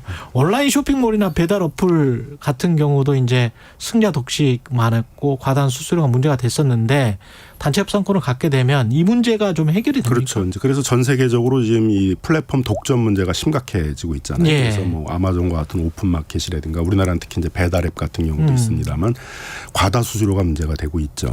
그래서 뭐 광고 수수료, 무슨 결제 수수료, 중개 수수료 이런 거 다 합치면 뭐 전체 매출액이 한 20-30%를 수수료로 낸다 이렇게 해서 부담이 강하니까 전 세계적으로 이걸 해결하는 방법으로 하는 게 단체 협상권을 주자는 거죠. 거기는 입점 자영업자들이 단체를 구성해서 거기서 수수료 협상을 하게 하자는 것입니다. 윤석열 정부에서도 이제 뭐 자율 규제 이런 표현을 쓰고 있는데 그 대기업 그 플랫폼과 개별 입점업체 사이에 있어서 자율 협상이라는 건 뭐 자율 협상이 될 리가 없잖아요. 그렇죠. 적어도 자율 교섭이 되려면은 이 입점업체들도 단체를 구성해서 단체 협상을 할 수 있어야 되거든요. 그래서 전 세계적으로 이제 입점업체들에게 이런 단체 협상을 하도록 유도하는 이제 그런 정책들을 쓰고 있습니다. 그래서 우리도 온라인 플랫폼 거래 공정화에 관한 법률, 이제 온플법이라고 보통 그러죠. 그 법에 이제 그런 내용들이 담겨져 있거든요. 지금 국회에서 한 2-3년 동안 지금 논의를 진척을 못 시키고 있는데 이번 정기국회에서는 이제 꼭 처리해야 될 법률 중에 하나죠. 그걸 유도하고 강제할 수는 없는 거죠. 뭐 이제 협상을 하는데 협상에 응하지 않거나 불성실하게 임하거나 그러게 되면 이제 그런 것들을 뭐 불공정 행위를 보거나 독점적 지위를 남용한 것으로 이제 보는 거죠. 대표적인 게 언론사입니다.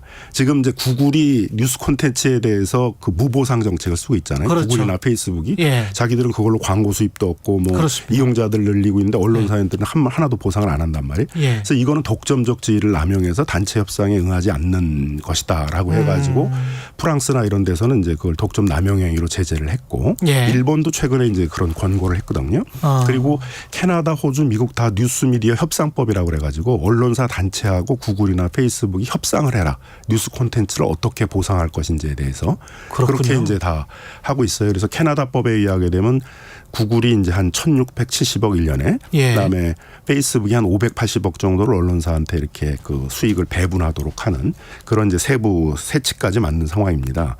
그래서 이 플랫폼 독점 문제 때문에 일어난 여러 가지 어떤 불공정의 문제, 그 독과점의 문제의 해결책으로도 그 약자인 언론사라든가 이런 입점업체에게 단체 협상권을 줘서 그 거래 조건을 개선하도록 하는 정책들이 추진되고 있는 것이죠. 제조업에서도 다른 나라들은 이런 비슷한 거를 하는 거예요? 그렇죠. 이제 일본 같은 경우는 일본 중소기업 협동조합법에는 중소기업 협동조합이 교섭을 하면 성실하게 응할 의무가 있습니다. 그리고 거기에서 체결된 단체 협약에 대해서는 그 협동조합의 구성원이 중소기업에까지 이제 법적 효력이 미치도록 이렇게 되어 있죠. 우리나라는 왜 도입이 안 됐었습니까? 아니면 논의가 안 됐었습니까? 그래서 이제 우리나라는 전통적으로 이제 뭐 단결해가지고 이제 이게 단체적으로 교섭하는 걸 약간 불온시해서 하던 이제 군사독재 정권에 있어서의 이제 그런 분위기도 있고. 공산 전체주의 세력일 수 있게 되네요. 그리고 뭐 노동조합에 대해서도 이렇게 뭐 굉장히 적대시하는 정권들이 있었잖아요. 근데 뭐 그거 함께 또 하나는 이제 대기업들의 영향이 굉장히 큰 거죠. 소위 대관 업무라고 그래가지고 이제 그렇죠. 국회가 열릴 때마다 정기국회 때마다 보게 되면 이제 대기업들이 와가지고 뭐 그 논의되고 있는 정책들, 예를 들면 온라인 플랫폼 거래 공정화에 관한 법리다. 그럼 플랫폼 기업들이 와서 그 의원실 말을 돌아다니면서 이제 그거에 반대하는 입장 같은 걸 전달을 하고 또 자기들 나름대로 뭐 혁신 성장론 이런 걸 제시하면서 대기업이나 플랫폼 기업들이 혁신 성장하려고 되면 뭐 규제를 풀어줘 가지고 이런 사업을 자유롭게 할 수 있어야 되는데 뭐 입점업체하고 협상하도록 하고 그렇게 되면 이제 뭐 발목이 잡힌다 뭐 이런 식의 이제 막 논리를 펴가지고 그 국회에서의 어떤 입점이나 그 입법이나 이런 것들을 이제 저지하고 있는 것이죠. 행정부 내에서도 사실은 생각해 보니까 산자부는 대기업 위주의 어떤 지원을 하는 것 같고 산자부는 그렇게 말은 안 하겠지만 중소기업부는 중소기업을 지원을 하는 것 같고 근데 산자부가 늘 위에 있었던 것 같거든요. 행정부의 서열상. 그러면서 이제 대기업 위주의 구조를 행정부에서도 좀 뒷받침해 준 게 아닌가. 역대 정부 모두 다.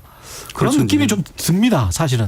그러니까 어떤 산업이나 업종은 중소기업들이 주로 하는 데들이 있잖아요. 자동차 부품 업종이다 그러면 그건 자동차 완성차 제조업과 달리 중소기업들이 하는 거잖아요. 그렇죠. 그다음에 이제 유통도 보면 중소 유통 자영업자들이 하는 유통 분야가 있는 거고 대형마트처럼 대기업들이 하고 있는 게 있는데 그럼 적어도 중소기업이나 소상공인들이 하는 그런 업종이나 산업들은 중소벤처기업부가 산업정책을 필 수 있어야 되는데 그렇죠. 우리는 그런 업종이나 산업에 대해서도 산업정책이다 그러면 다 산자부만 하게 돼 있단 말이에요. 중소벤처는 개별 기업 지원만 하게 돼 있단 말이에요. 그렇죠. 하다못해 봉제 인쇄 이런 건 아무 관심도 없어요. 산자부에 가보게 하게 되면은. 근데 봉제 인쇄 산업 정책도 주로 산자부가 하게 돼 있다는 거죠. 그렇죠. 그러다 보니까 중소기업들이나 자영업자들이 있는 그 업종이나 산업도 산업 정책을 펴서 어떤 그 산업을 혁신시켜야지만 거기에 있는 중소기업이나 자영업자들도 성장할 수 있는 것인데 산업 정책은 그대로 두고선 개별 기업만 지원한다 그래가지고는 이 해결되기가 어렵다는 거죠. 그래서 그 개별 중소기업이나 개별 자영업자들이 아니라 그들이 속한 업종이나 산업 전체를 보면서 행정을 하는 그런 게 중소벤처에서 안 된다는 것이죠. 융합형으로 좀 해야 될 것 같네요. 그래서 공제, 뭐 인쇄, 수제화 이런 건 서울 같은 도심 제조업에서는 굉장히 중요하거든요. 서울 같은 데서는 그 정책을 누가 하냐면 서울시가 하는 거예요. 산자부 관심 있겠어요. 뭐 중기부는 할 수가 없고 법적으로. 여기까지 말씀 듣겠습니다. 최강 로스쿨의 김남근 변호사였습니다. 고맙습니다.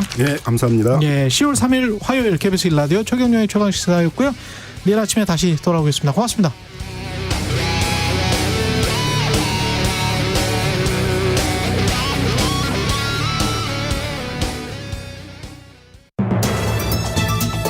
일상생활에서 유용한 가스. 하지만 가스를 안전하게 이용하지 않으면 큰 사고를 부를 수 있습니다.